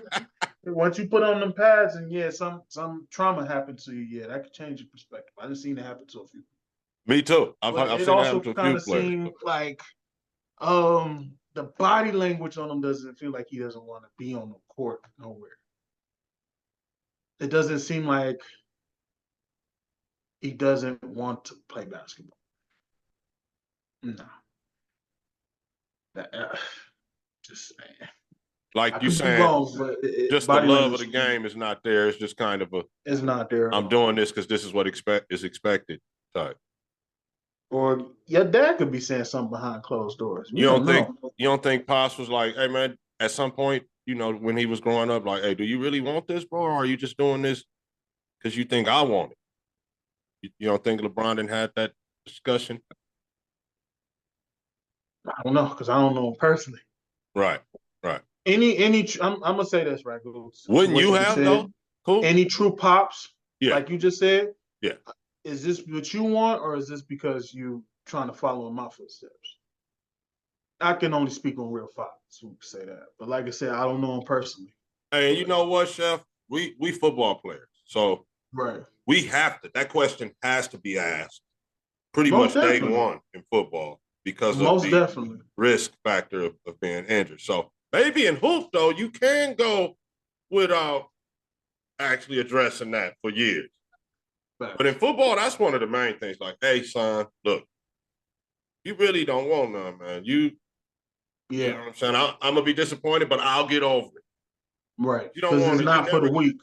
Never forgive yourself if something went bad out there, and he was really just doing it for you. So, foot is a different animal. You gotta want that for yourself. Most definitely, man. I agree with you. Hoop, I agree with you 100%. Yeah, that's you play indoors on a nice little. I like what Brady was saying, man, about football, bro. It was all of that what he was saying. I remember everything he was saying as a player and coach, bro. It's tough to go play and coach football early in the morning when your friends is about to go to Magic Mountain or whatever, bro, and right. They going to the beach. You got to go to this 7-on-7 deal. You feel me? Because you miss a lot of things. You do, bro. You got to go work out while they're, hanging out. It's tough, bro. And then you do all of that and ain't no guarantee you going to even get on the field. Facts. It's tough. You doing 2 days from 7 to damn near 1? Yeah. Man. You missed out on a lot of fun stuff, trust me. But that was the work that football you put is in hard. For the game that you love. Yeah. For the game that you love, that's the work you put in. Yeah. And I don't regret it one bit. Nah, man. It's I remember being in it. like, man, the grind, bro. The grind is. But looking back, it's like, bro, I wouldn't have had it. Wouldn't have wanted to be anywhere else. Right. Than with those guys that I was with at the time, and putting it down, trying to get better, bro. Trying to get better at camp. And shout out Camp to is my tough. pops, man. Shout out to my pops. He helped me in ways where, like, listen, I know football is your love, but you also gotta help play other sports as well. That's gonna help you, like soccer. Play soccer for 1 year. Help me with my footwork. Yeah. Did boxing for 3 years. Helped me with anger and stuff like that. Played basketball. I was like, man, I ain't playing no more basketball. Airball in the free throw. Never again. I'm telling you, I was like, yeah, I'm gonna just stick to hitting people on the field. I ain't gonna. Yeah. Cool, Hey, I like the boxing for the hands and the soccer for the feet. The feet. That's good for a football player. I wish That's I why would if I ever become a coach, which is my dream to become a coach, I would. It's hey, if y'all want y'all footwork incredible, play some soccer. Them soccer coaches is different. I guarantee you that. I guarantee you that. Hey, if you do become a coach, man, where they actually paying and all that, hit me up, bro. I'll come, whatever, man. Position, coordinator, whatever. Oh, listen, bro. you and Fame on my list. Man, that's already a motion and said that I'm gonna try my best to get to. The only reason I don't coach right now is time, bro. Facts. Only reason. Out here in California, they don't treat us football coaches that are not educators. Mm-hmm. It's not really in your best interest, bro, to coach. It's crazy. But even in Georgia, they be doing the same thing. You gotta be perfect, like squeaky clean. So yeah. It's like, no, we looked into your past, bro. I was like, so what? Y'all can't let the past go. Yeah, right. I admit I did all that stuff. I don't care. So what? And here's the catch, though. The kids listen to the dude with the sketchy pass over squeaky clean. Squeaky clean dude. Exactly. You feel me? And they hate it. That kills them. Because bro. That's what I'm saying. We will relate to the inner city kids of what to do and what not to do. But those, you know what I mean? Those administrators and educators that are coaching for the stipend to be added to their salary, they get their feelings hurt, Coop, when the kid will come back to the field house or locker room or whatever and confide in the coach about real deal issues before them. You feel me? It makes them feel away, bro. I'm telling you. Don't underestimate that. It makes them feel like, what the fuck are we doing? We got the training and the education, and the kids won't even open up to us. But this guy just stepped in, and they because he's living that life that you sharing things with them, and they like, damn, huh? They plan it off when you telling them, but then when you leave out, they like, damn, bro, I get such and such to stay all that. We've been with him 3 years. He ain't told us nothing you know what I mean? So yeah, it makes them. That's the thing that we fight against as coaches. That's not educated. That's the thing we fight against. Tall people. Period, Ragu. Oh. Tall period. Period, bro. And like you said, we could do a whole episode on that. Yes, sir. For real. But it's just like I said. Yeah. They treat us so wrong. I'm like, listen, people like us, we want to help these kids. But you mean to tell me some stuff written on paper that happened? For me, example. Something I did in 2008 when I'm 19, young and dumb, something written on paper that I've actually learned a lesson can keep me from coaching the sport I love, really. Okay. See, yeah, and that's why they will allow a 17-year-old tall person with the assault rifle to be out, actually clapping folks. Mm-hmm. And not only is it not on his record, he beat the shit, period. You feel what I'm saying? Young and dumb, right? We'll give him that it was young and dumb. But look, at the shit he did and is now cool can go on and be whoever he wants to be. In life. But you still got to carry around some bullshit, right?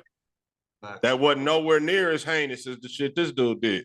And why? Because they give these tall kids every opportunity to succeed, bro, on all levels. Not just and what kills me is Caleb Williams and them getting 3 receivers for him and Bryce Young and them bringing in some receivers. No, I'm talking about in regular life. Exactly. They give these people, these young folks, every opportunity to succeed, bro. A tall dude who probably 9 times out of 10 was planning on hurting some people and taking people's life. And look, dude, and look, Coop, and also, we'll hold it against you. All right? We'll throw it up in your face later. All the time. Knowing damn well they didn't expunge some shit off of this dude's, but they can expunge mine. In the same category of whatever you did has been expunged, and he's went on to do great things, but they still holding this against you 15 years later. Exactly. Right? Throwing it in your face. They hold it against you. Had to really fight for a self-defense, Ragu.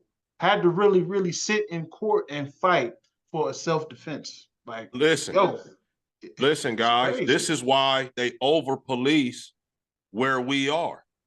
So that the young people can all get basically their records fucked off. So now they ain't got to worry about it. You feel me? They'll throw it like they doing cool. They throw it in your face forever. Yep. And so they get you young, bro. That's why you notice they only fuck with the young people. And yeah, young people is the ones doing most of the crazy shit. Don't get me wrong, but they getting you on paperwork, getting it documented quick, bro. Getting you arrested, whatever. Get you a record. That way, later, man, we don't care how smart you get. We can always say, "Hey, Mr. Cooper, we see you aced all this. You even got the degree over here. You even went the extra mile and did this here. Hey, but you got this." Right. Did when you were 19. So as much as I do, give you the job, but you can't. Exactly. So, and even it's like you said, it's all funny, but you got the tall folks who could put anything on their social media about devils and all this other shit. But on my social media, you see me cooking, giving back to the homeless, doing all this upscale shit once again. But like you said, they'll hold that one couple things against you. So that's what I say, man. Just watch what you do. That's all I can really say. Watch what you do.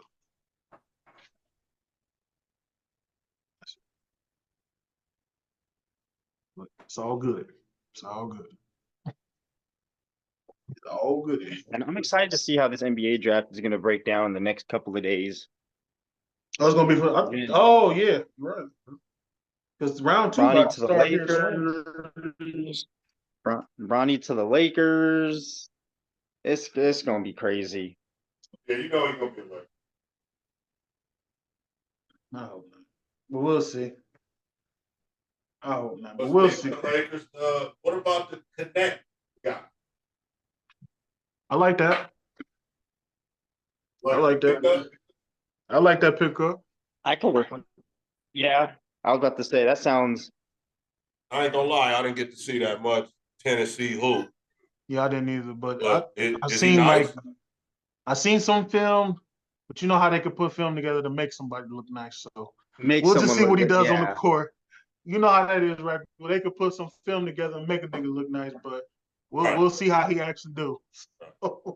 Yeah.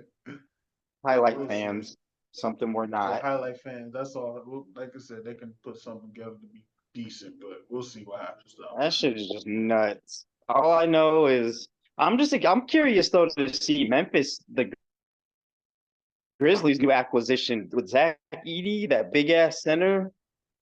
Because John Morant just put. Did you see what he posted? The center from John Morant was excited about that. Oh yeah, Purdue. Yeah, Zach Edey.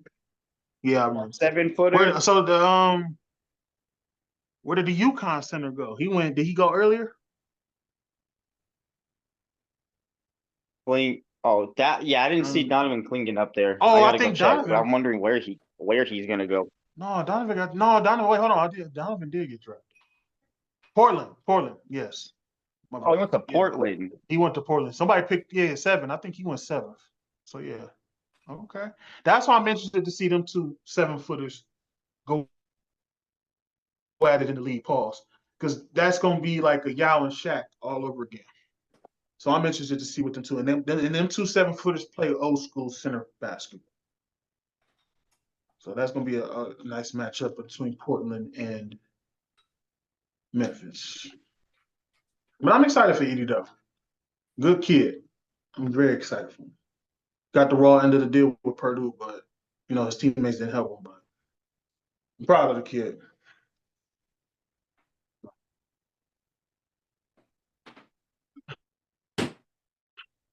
What else we got going on? We got MLB. Have you been following that, Ragu? Yeah.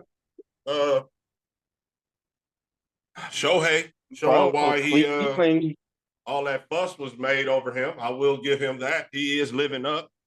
Without pitching, I can imagine if he could hit like this and pitch, then I guess he was worth the money. Well, he's not a two-way player for nothing. Guardians hottest team in baseball. I saw we had a little discussion about that in the chat. But yeah, Guardians hottest team in baseball. Still before the break. Are going on. Yes, hopefully Mookie is on track to come back. Still hoping, the best for that. My fantasy baseball team is hoping Mike Trout is due to come back shortly. Please, Mikey. I'm glad you brought that up, Ragu. Mike Trout, if you're watching this, man, leave. I know I don't like the Dodgers, but if it means at least contending for a championship, go. You're wasting – all the Angels are doing is wasting his talent. They wave the dollar, and I get it. He's trying to be loyal, and I understand. Dame was the same way. Oh, man, he put the shades on. Dame is the same way. I saw a kid with but he's got a kid had a Dodger jersey made with Trout's name on it already. I was like, now that's disrespectful. So that means the future's been predicted. Yeah, the future's kind of. And then the Angels are going to look back and be like, fuck. He might. I don't know, Ragu. That kid you saw get the jersey made might know some inside shit we don't. It might have been Mike's nephew or some shit. It's something. That's what I'm saying. Yeah, that kid right there. Yeah, he knows something. So he see the future. Bro, that's what I'm saying. That's the future. That's a future prediction that's about to happen. So if anybody's the bet man, too, I will pick that bet. I will take that bet. You know what's funny too? I feel like the Angels, they're sensing that Trout's gonna go, and they're trying. I just hope they're not filling his head with BS. We're gonna build around you, nigga. In 20 years. Now, what you do is unloading, pause at the break for several prospects, bro. I mean, let's keep it a buck. Yeah. When is the break? When the next month? All-Star break is coming up shortly. Damn. I think it's like 3 weeks, Coop. Damn. Did you guys know? I don't know. I've only seen rumors. I've only saw that it was a rumor, but did you guys hear Vladimir Guerrero Jr. is looking to possibly going to be traded to the Yankees? It's just a rumor. But that never surprised me. And you know what's funny? This is all after Vladdy Jr. said, I'll never play for the Yankees. That's the tradition. My dad's never done it. So-and-so's never done it, so I'm not going to do it either. Funny how things kind of... They're trying to buy a championship. Yep. At this point, bro, you're trying to win a championship too. I mean, do you want a championship or do you want to... I get what you're trying to do, but I'm glad he's come to the decision of, all right, well, maybe it is time to join the dark side, as you should, because that chip is not. Those championships don't grow on trees, buddy. All-Star break is Sunday, July 14th through Thursday, July 18th. Oh, okay. Sweet. I already know you guys probably got the Dodgers in the World Series. But like, do you have them? Who do you have is a y'all? prediction of who they could verse? I'm not a Dodgers fan, so I don't know. Well, Oh, you're not. Oh, thank God. Good for the you. baseball, MLB, Good for you. after last year's World Series that nobody watched.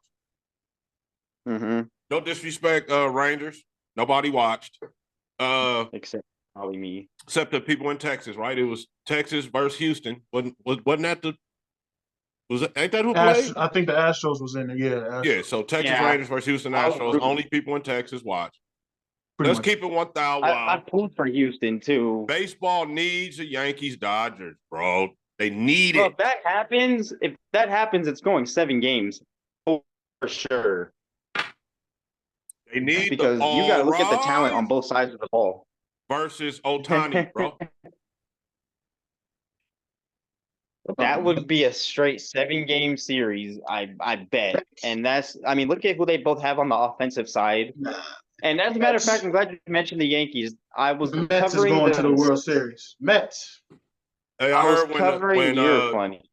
Aaron Judge comes to the plate, everybody says, all right. The announcer says, all right. Is that true? Yeah. Yep. Yeah. That's kind of hard right there. All rise. And it's so funny. I heard someone say Aaron was going to be your judge, your jurisdiction, and I was like, whoa. It was like what they did with Giddy. They were like, when he hit a 3-pointer, giddy up. Hey, shout out to the kid Stone last night that pitched a complete game shutout. Shutout, yeah. And also, too, I was going to say, I was just watching, because, I've seen Aaron Judge hit home runs, obviously, in his career, but I was watching the Mets for my blog. I was covering the Mets versus Yankees game a couple days ago. The Mets had a massive 7-1 start. Beautiful 7-1 lead. And then a couple singles here and there, a little double, got them like 4-9. Bro, when that man, Aaron Judge, came up with bases loaded and blasted a grand slam, they still lost. But they were down 7-1, came back off that grand slam home run to make it 7-9. So that just goes to show in baseball, you never really know when a game is really over. Because all it takes is for 1 or 2 people to get on base and a home run or something like that to get you right back in it. You know what? And as we said with basketball, what happens in baseball is when you walk a guy, right? Make an error, right? So it's like the guys will give you a chance to get your 3 out. But when you fuck around and give that team that extra out by making some type of mistake, that's when it'll come back, bite you in the rear end in baseball. And I've also noticed too in baseball with the bullpen, when you walk the first guy, the manager's already kind of on edge. But then when you walk the second one, he's like, whether you pitched it only 3 or 4 times, he's like, you gotta go. Give me your glove. Gotta go. You can't be out there walking. You can't. Yeah, you can't. No, I agree 100%. And that's what happens. That's what low-key almost cost the Mets that game against the Yankees. I think they had Adam Ottavino relieve, and he walked a couple guys. The guy after him walked a couple of guys. 2 pitchers were already pulled. Listen, these guys are Major League Baseball players playing their position for a reason. So let the guy put the ball in play, man. They're not going to hit the ball over the fence every time. Let them put it in play and trust your 8 guys behind you to make plays, bro. Don't be out here walking guys. The one thing you can do where your guys can't help you is walk guys, right? So can't be out there walking guys. Don't strike, and you can't be grooving pitches. I ain't saying yeah, absolutely. You can't be grooving shit, but be in the strike zone, bro. Change speed, be in the strike zone. Let your gloves earn their money. Wow, I felt like you was about to say a major pause there. You had to like switch it Bro, up. so did I. I was You waiting gotta for have it. skills now. You I'm gotta have like, skills when it comes to that now I on feel these you, like, podcasts, bro. Yeah, I was about to say a major pause, but you have to think of alternate programming. but You feel me? I'm just glad the Mets crushed the Yankees in the Subway Series. So Hey, so yeah, the Dodgers and the Yankees had a good series a couple weeks back as well. I like that World Series though, Ragu. Hey, The the Yankees and the game needs Dodgers. it. MLB needs it, and I know they That'll don't want break to the bank. fix it and try to make it happen, but they That will need break it. the bank right there. That'll They break need the it. bank. Yeah, honestly, it's gonna be exciting. I'm just excited to see how this how the baseball season is gonna turn. And also really think about it. They have this year for baseball. You said Cleveland was one of the highest teams. Phillies, of Phillies, yeah, course, Phillies. Watch out for them Phillies, man. 53 and 27. I mean, Bryce Harper is coming for Bryce that having a monster year as chip. well, quietly. Yeah, one of them. And them quiet years is always what, Ragu, the dangerous ones. Yeah. The ones who like Yeah, when secretly. no one's paying attention to Yeah. you. And on top of that, Bryce Harper actually leads That's his because team in two. my bad, Dre. That's because everybody's No, tripping you're off good. Otani and Judge and all that. Mhm. Meanwhile, And Yamamoto and Uh-huh. they. yeah. Meanwhile, he's over there. So you got and another guy too. Uh, Another guy too that's having a pretty decent year this year is Bohm, Alec Bohm. He's got 64 RBIs this season, but outside of that, Bryce Harper's the one leading the team in batting average with a .305 and 20 home runs. Hey, you want to talk? Honestly, you want to talk numbers? Love baseball is the numbers sport, bro. That's where you can get lost in the numbers. Yep, and the wild card race is starting to heat. Well, the wild card race for that third slot, you got the Red Sox at 43 and 37 in that third playoff spot. Are we legitimately and then right beneath talking? Them, you got the Royals at 44 race, and 30. 2 weeks before the Race, break. there you go. Wow. Oh well, no, I know because anything can happen. I'm just saying, as of right now, I wouldn't talk that right now. I'm just saying, I don't. I think we're jumping the gun a little bit. I'm just saying, as of right now, we have as of right now, and they got the two teams that are the only two teams that are really tailing them, honestly. And like I said, it's only the first half of the season, so it's obviously going to change. But they got Houston at 40 and 40, and the Royals at 44 and 38. Those are the only two real. Them and Rays are chasing for that third spot. Well, Tampa Rangers Bay is are one of them slightly a teams that's disappointment. always making noise with the small payroll and all that. But here's my pick to win the World Series: the White Sox. Just kidding. Them niggas is 21 and 61. Oh Lord. He said the White Sox. You know, it would be fun too for the Orioles to kind of make a comeback into the MLB forefront. You know what I mean? They're one of those kind of franchises that's been around for a minute. Yeah, they got 50 wins this year. They had some historic teams, some historic players. It wouldn't be, they would have. I think it would be a decent following if they were in the World Series. Oh my God. I would love the Orioles to go because, bro, this was a team that was at one point in time, just like 2 or 3 seasons ago, losing 100+ games. Now it's the Athletics that are the new Orioles in terms of losing. And the Orioles just made the postseason last year. And I was thinking to myself, like, yeah, you lost, but that's okay. You guys know what you need to do. Gunnar Henderson is one of my top guys on that team. Honestly, though, this year they clinched that 50 win mark. They're 50 and 30, so hey, I ain't gonna lie. We're gonna see what they do. It's a good baseball season, bro. You got lots of teams in striking distance of that wild card. You got some good division battles going on, national and American. Right now, man, this is a good baseball season. Right now. That's true. You got nobody, save for like the Marlins. Rockies ain't really playing that well either. And don't forget, Ragu, boy, Houston can catch up anytime too. I know they 40-40 now, but they can catch up too. Right, that's what I'm saying, so Chef. in that American League remind me of the West a little bit. Chef. Also, Anybody the Braves. Nobody's talking about the Braves, bro. Nobody's talking without about the Ozuna. They and sit here the at Twins, the Minnesota Twins is actually fighting too. They are playing some good baseball. I ain't gonna lie. Minnesota and they're doing this without Minnesota sitting at 44 wins. You see what I'm saying? That's crazy. That's crazy.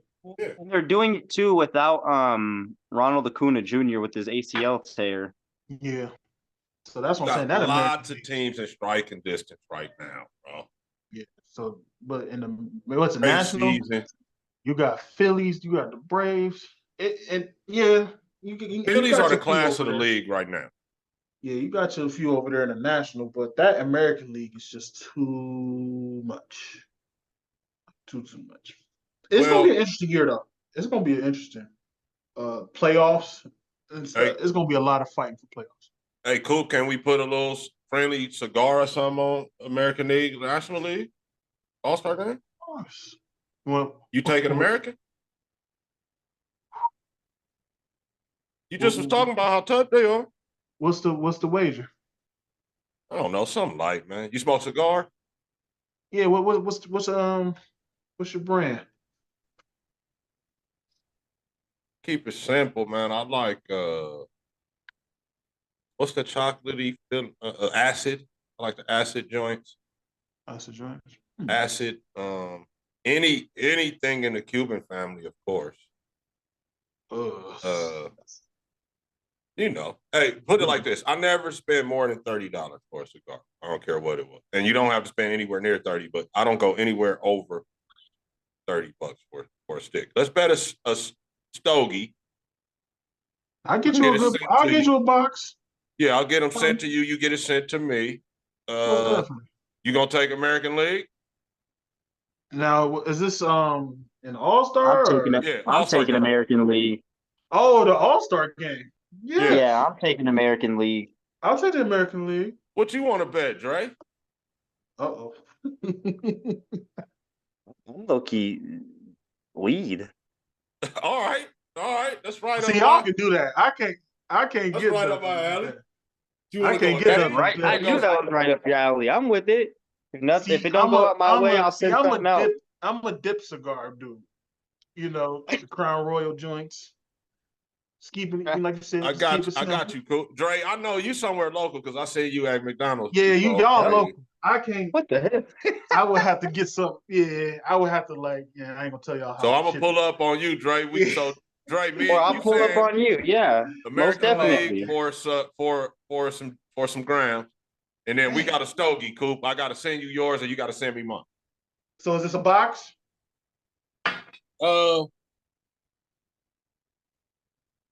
Listen, brother. This is how I'm gonna do.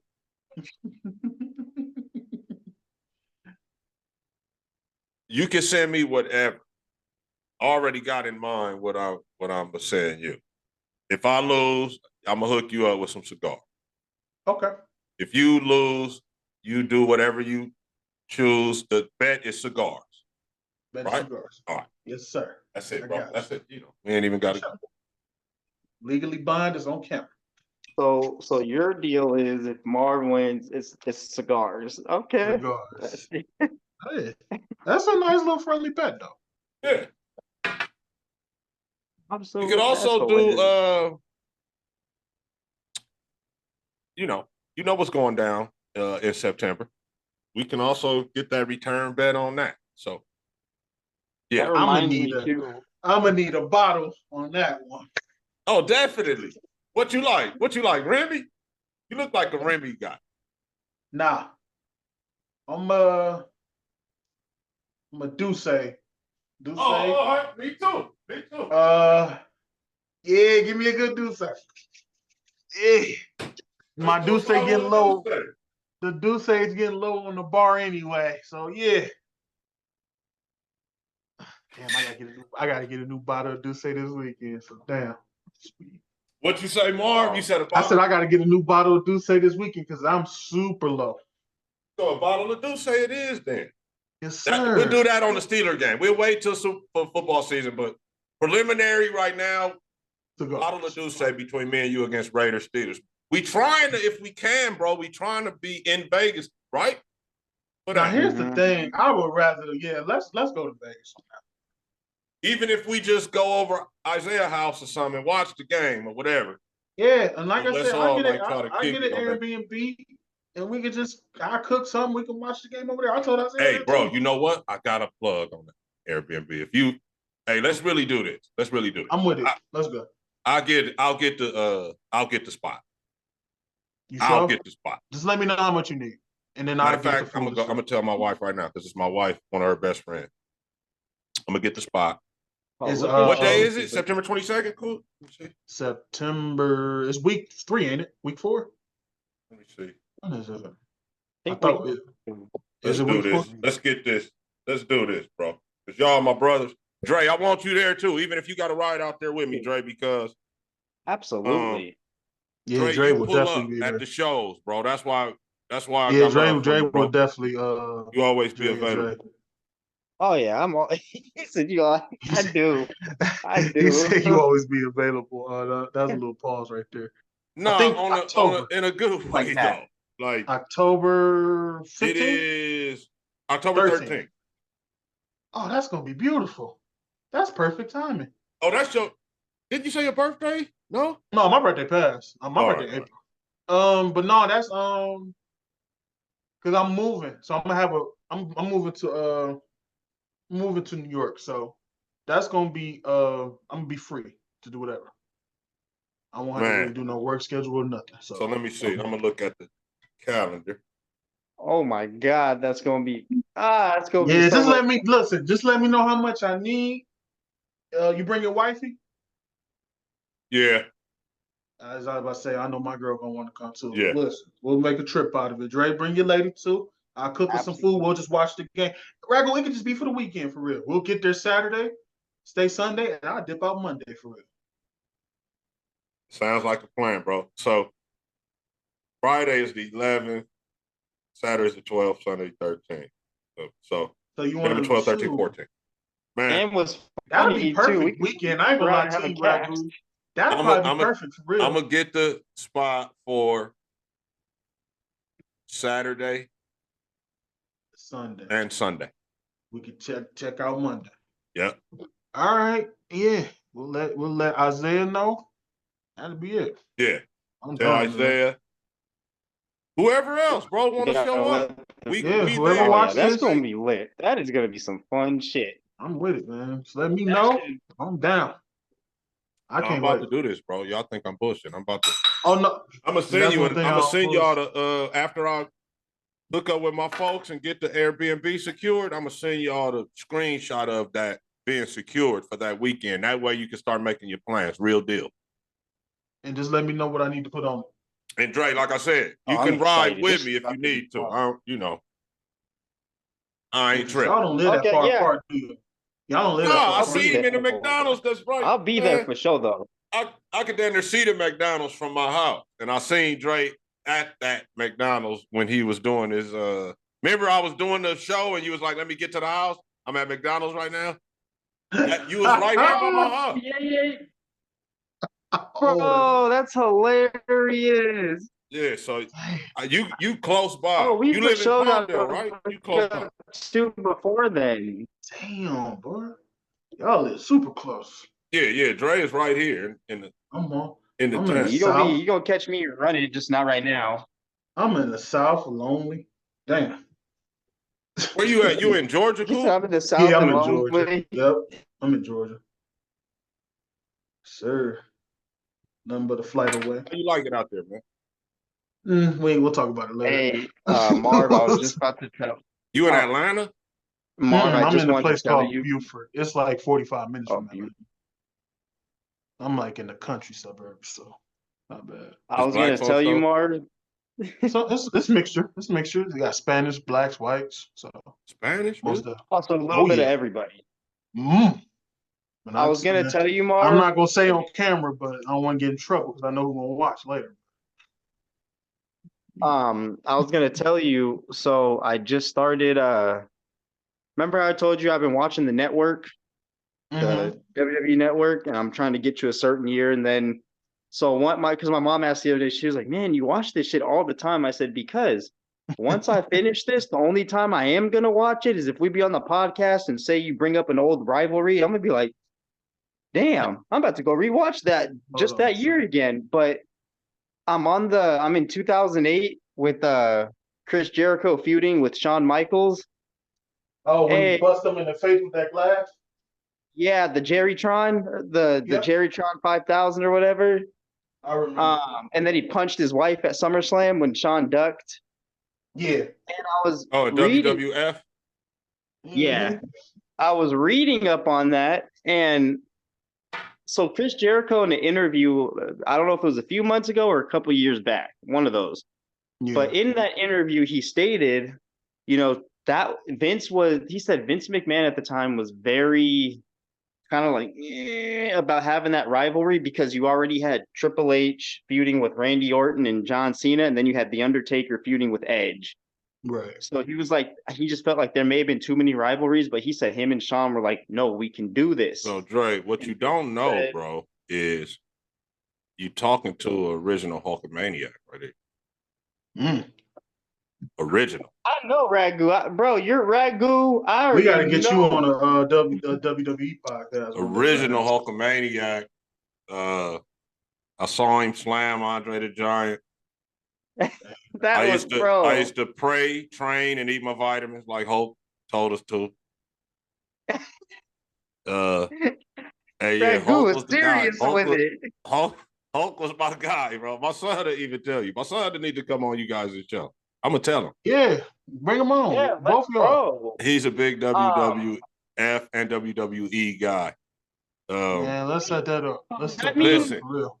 Wait, Ragu. Does that mean you Nikolai got to see Volkov, Iron Sheik, Sergeant Slaughter, bro?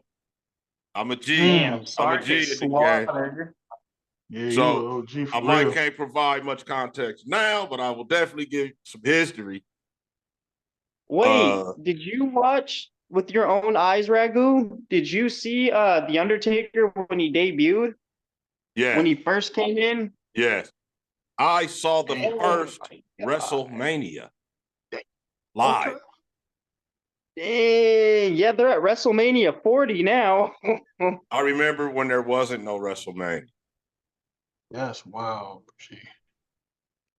Yeah, what was that like? How did pay-per-views work? Did guys fight wrestle in like the day? How did that go? You breaking up, Dre. Say you breaking all San Martino.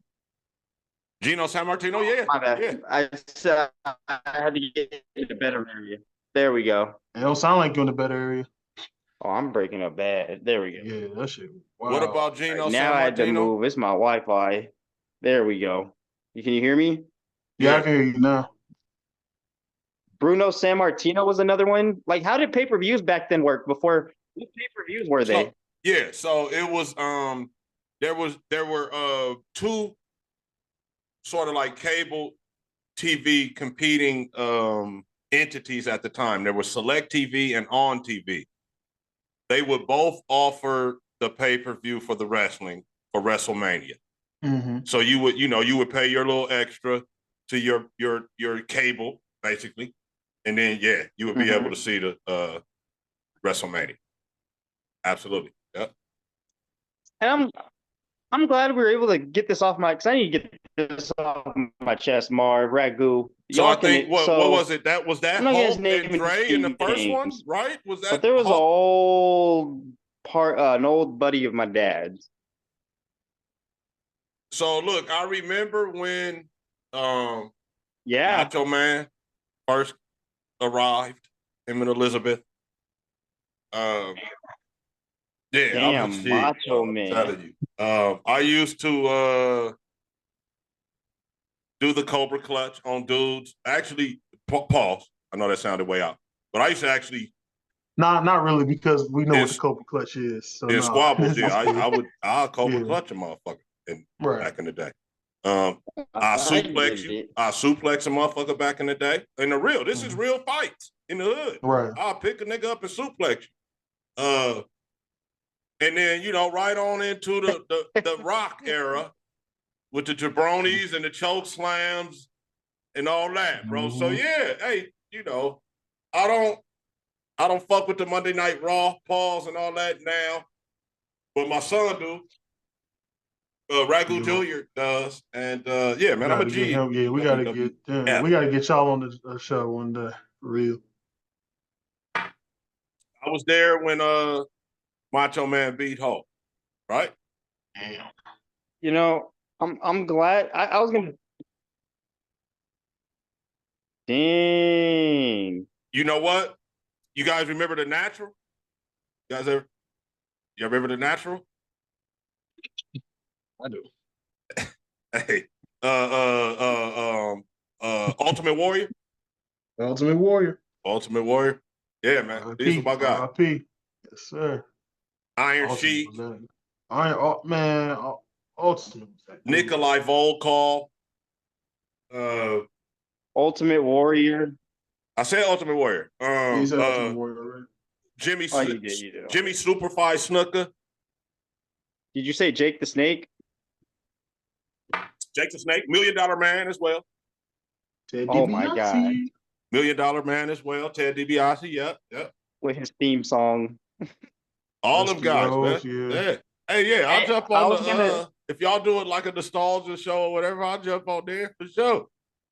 Yeah, bro. The only reason I'm glad you bring this up, Marv, is because my dad's old friend. I'm not gonna say names, but he used to always tell me and my friend, "Oh, you'll never get a girlfriend watching wrestling. Watching dudes wrestle in tights and sweat is good." He used to say shit like that, and my friend one time told him, he was like, "You do realize half of these wrestlers are married to women, right? Just so you know." And bro, he would tell me this at like the age of 10, bro. I'm a kid. Like, come on.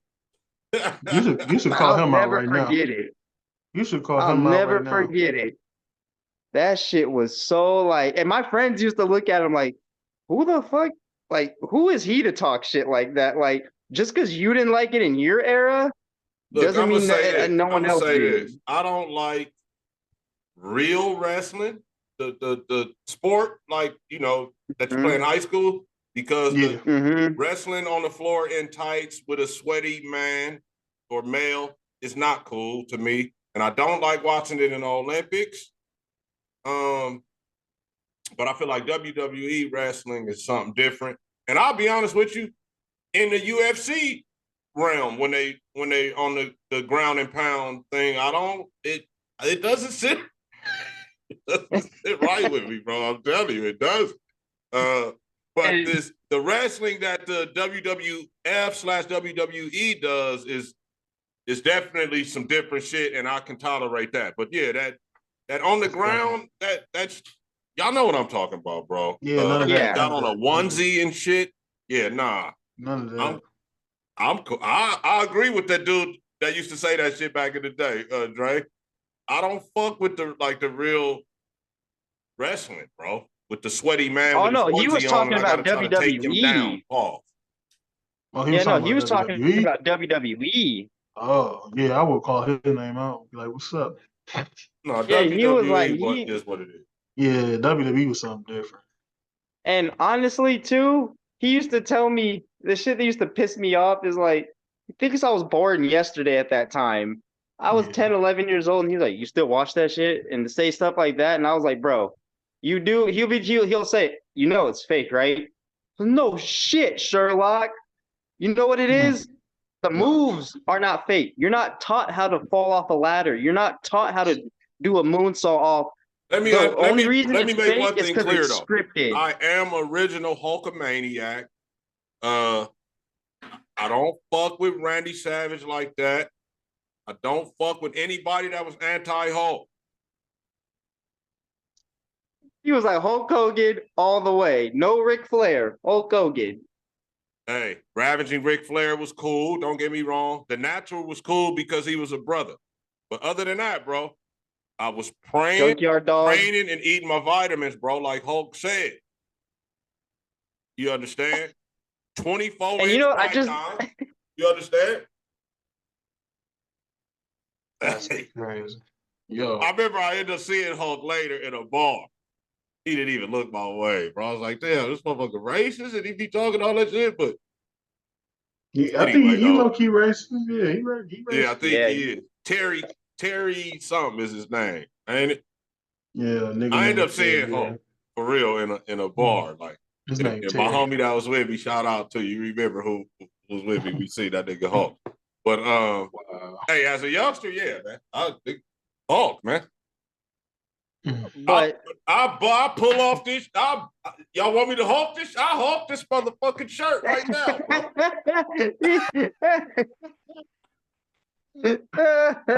Bro, Marv, he was ready too. Bro, I can't do it. I rip all about this shit right now, just like Hulk.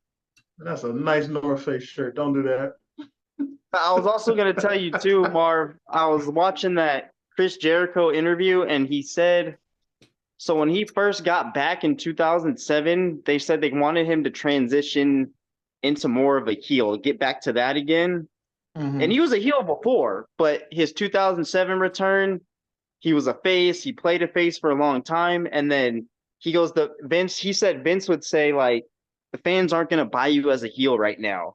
The tights, the boots, the haircut. So he was like, I mean, the long hair. And he goes, well, okay. Now, do you remember Great American Bash 2008 when he pulverized Shawn Michaels, bloodied him up, threw him through? Bro, he tried everything. And then I think what finally did it was when not only did he have Shawn Michaels' blood on his hands and face and all that, but he came out during the same pay-per-view and was like, I want you to take he goes, it was after that when he came back and cut a promo a couple minutes after whooping his ass, Shawn Michaels. Yeah. He came back, he said, I want you to hold this ticket stub. He said, mark this ticket stub down because this was the day I ended Shawn Michaels' career and he had it coming.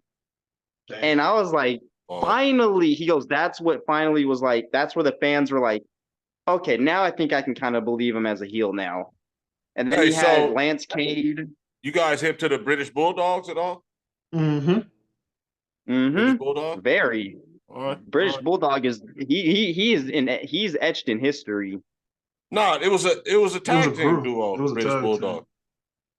No, British Bulldog was he was a solo wrestler. British. Yeah. Yeah, he was a solo.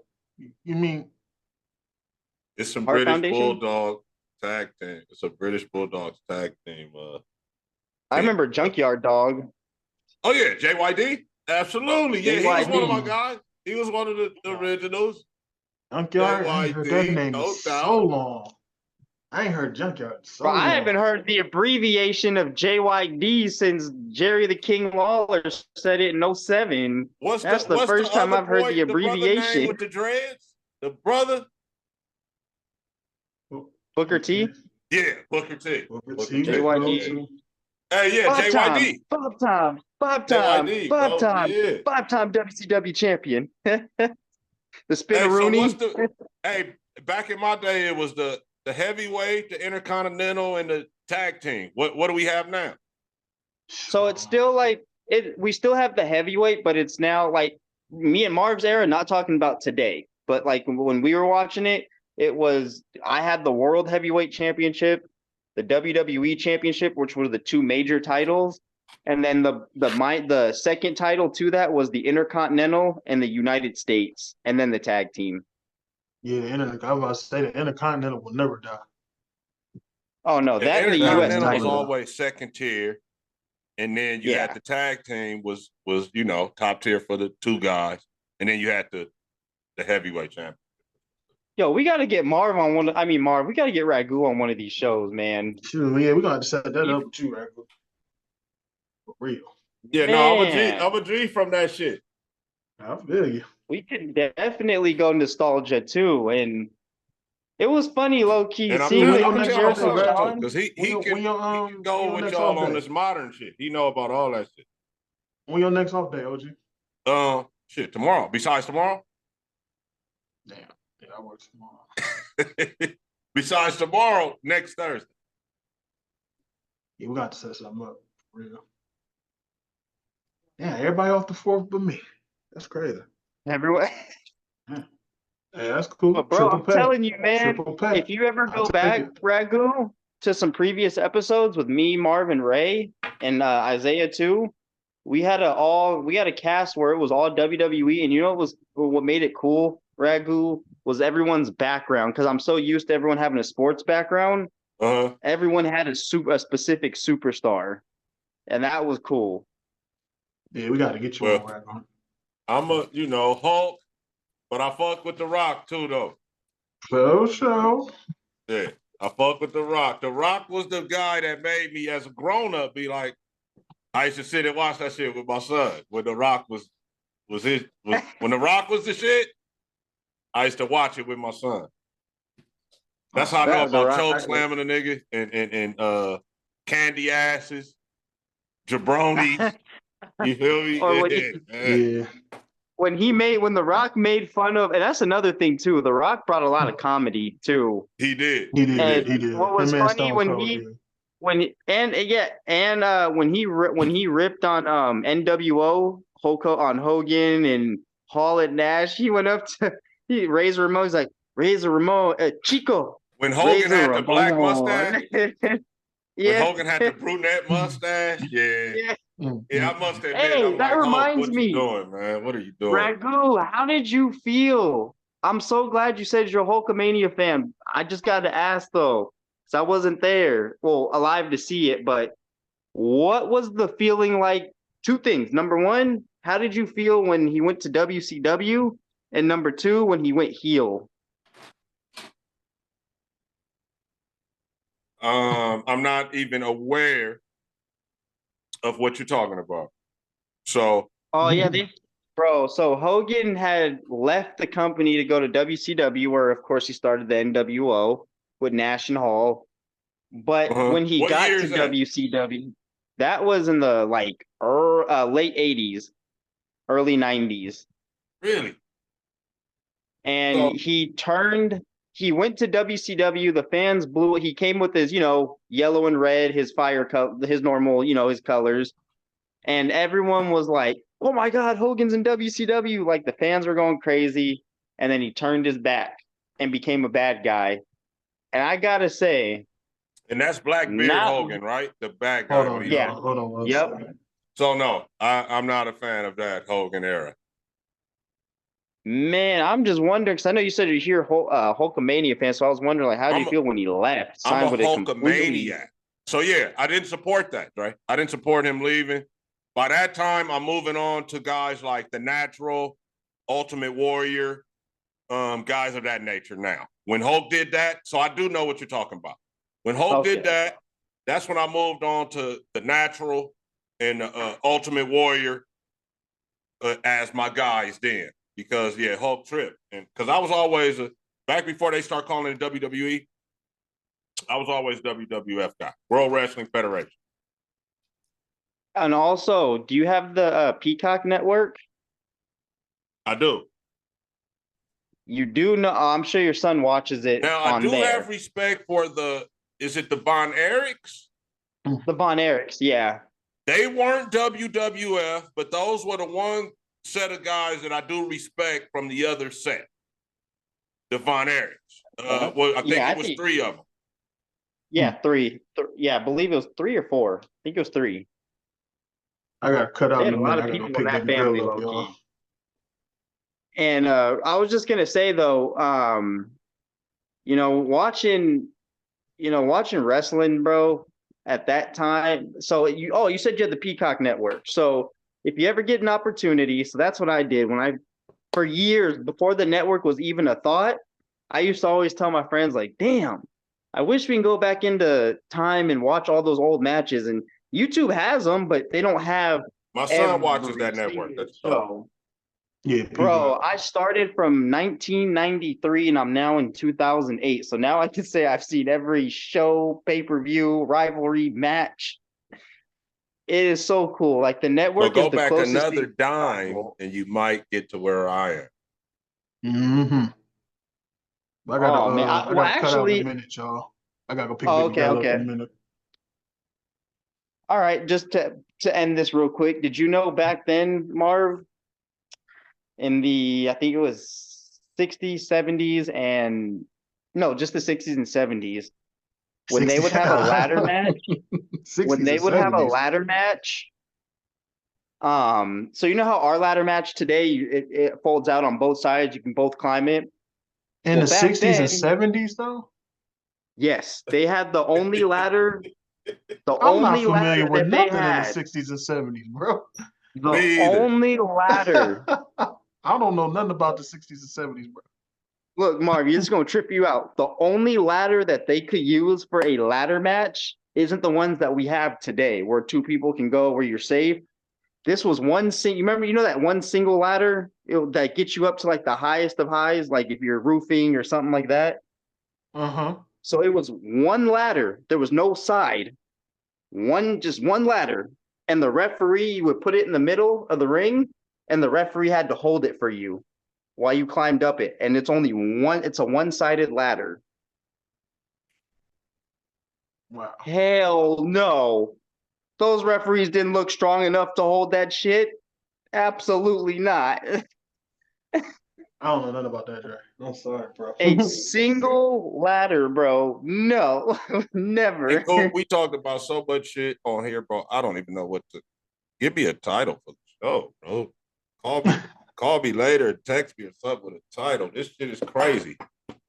Most football, definitely. wrestling, boxing, baseball, NBA draft. Basketball. We started with hockey. We started with the hockey. My wife said all about sports. All about sports. Well, that's what happens when you're on the No Big Deal podcast. This is what we do. I love it. I love it. I love every minute of this, man. Pause. You know. Shout out to Mrs. Ragu. Yes, all about the sport. All about the sports. Shit is crazy. Hockey. I didn't even say that. Hockey too. Yeah, that's what I said. We started off with the hockey. And then had the great Raider segment. That's what I said with Ragu. And you gotta realize too, you know what it is, Ragu? I always save a Raider segment for you. You know what it is, Ragu? The reason we're all over the place is it might seem like we're all over the place, but in reality, I just think each topic takes longer than 20 minutes. And also, we move on. You have sportsmen. Yeah. Right? Not guys that's just locked into one sport. We actually like pro sports, period. That kind of sounds like ball, but it's inbound. Yeah. But no, truly, that's why, bro. All right, my man Marv. Let me know when you're running the next show, because I know you got stuff to do. Yeah, I just gotta go pick baby girl up, and that's it. And you're interviewing some college? Some who? Oh, he ain't hit me back yet, so I don't know. I was supposed to be interviewing this one kid, Jelani Morgan. I gotta get with him, so see what's up with him. So yeah, I'm gonna be interviewing him on the show soon if he ever hits back. So. Oh yeah, keep me updated on that. Let me know how that goes. Oh, if you subscribe, you'll see. Oh well, duh. Yeah. If you're a loyal subscriber, don't tell on yourself. Don't subscribed. tell on yourself now. Don't incriminate yourself. Oh no! I've been watching. I'm just saying. Sometimes it pops up as soon as it gets posted. It's in my as soon as I open YouTube, it's right there. Appreciate that, bro. Yeah, of course, I'm subscribed. This was a fun episode. Yeah, episode 46.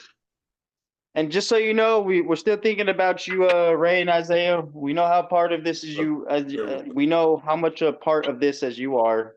Facts. We see you. We acknowledge you. Hey, look, this is the WWE guy. What's up, Junior? What's happening? Whatever. I don't know where my knowledge cuts off, his begins. So okay, we're gonna have to do a show with him on it. Hey, I look forward to it, man. Nice to meet you, Junior. And that's gonna be a good show. Nice to meet You a Raider fan too? That's right. You a Raider fan too? Yeah, he's not a big football guy, but yeah, if it's football, Raiders, he know what's up. Patriots. Okay, that means. Oh, you drinking? I need a drink now. Hold on, I need me a joint and a drink. Thanks to Ragu. Oh yeah, so I just made a Goo Island iced tea. Hit us up in the comments if you want to know the recipe for that. Ooh, that sounds seductive. Yeah, I'm blowing, of course, and I took a break there to make a couple of Goo Island iced tea. Nah, man, that's inbounds. Boy, I'm blowing. Yeah, that's stellar. Yeah, Dre. That's oh, he said no. I'm sorry because it cut out right when he said book. I was about to say, Dre, where's the pause at, Dre? That's still inbounds. Oh, it was my fault. My thing, bro. It like his screen like froze on me. Killing me. You're killing me, Dre. Where's the pause at? That's still inbounds, bro. No, you get it. It's not my fault. The thing, man. We gonna so next time we get together, I don't know when it is, but we will. We're gonna have Coach Fame, I'm sure. Yeah. Oh yeah. Definitely. Love Fame, man. That's y'all my G's, man. Hey, tell Fame to come on the trip too. Oh, for sure. For sure. Man, tell Fame to come on, man. For sure. I'm gonna call him right after this. For sure. Listen, man, I love y'all. Y'all call me if y'all ever need something. And Fame's birthday would be the week after that. So that could be like a double. That's another celebration. Yeah. For sure. Hey, yes, sir. I'll cook up a big feast, man. Just know I'm taking some of that seafood, lobster, steak. Hey, man, listen, y'all just let me know. Taking some steak home. Let's make it happen for real, y'all. I'm gonna secure the spot. For sure. All right, y'all. Listen, just hit me up.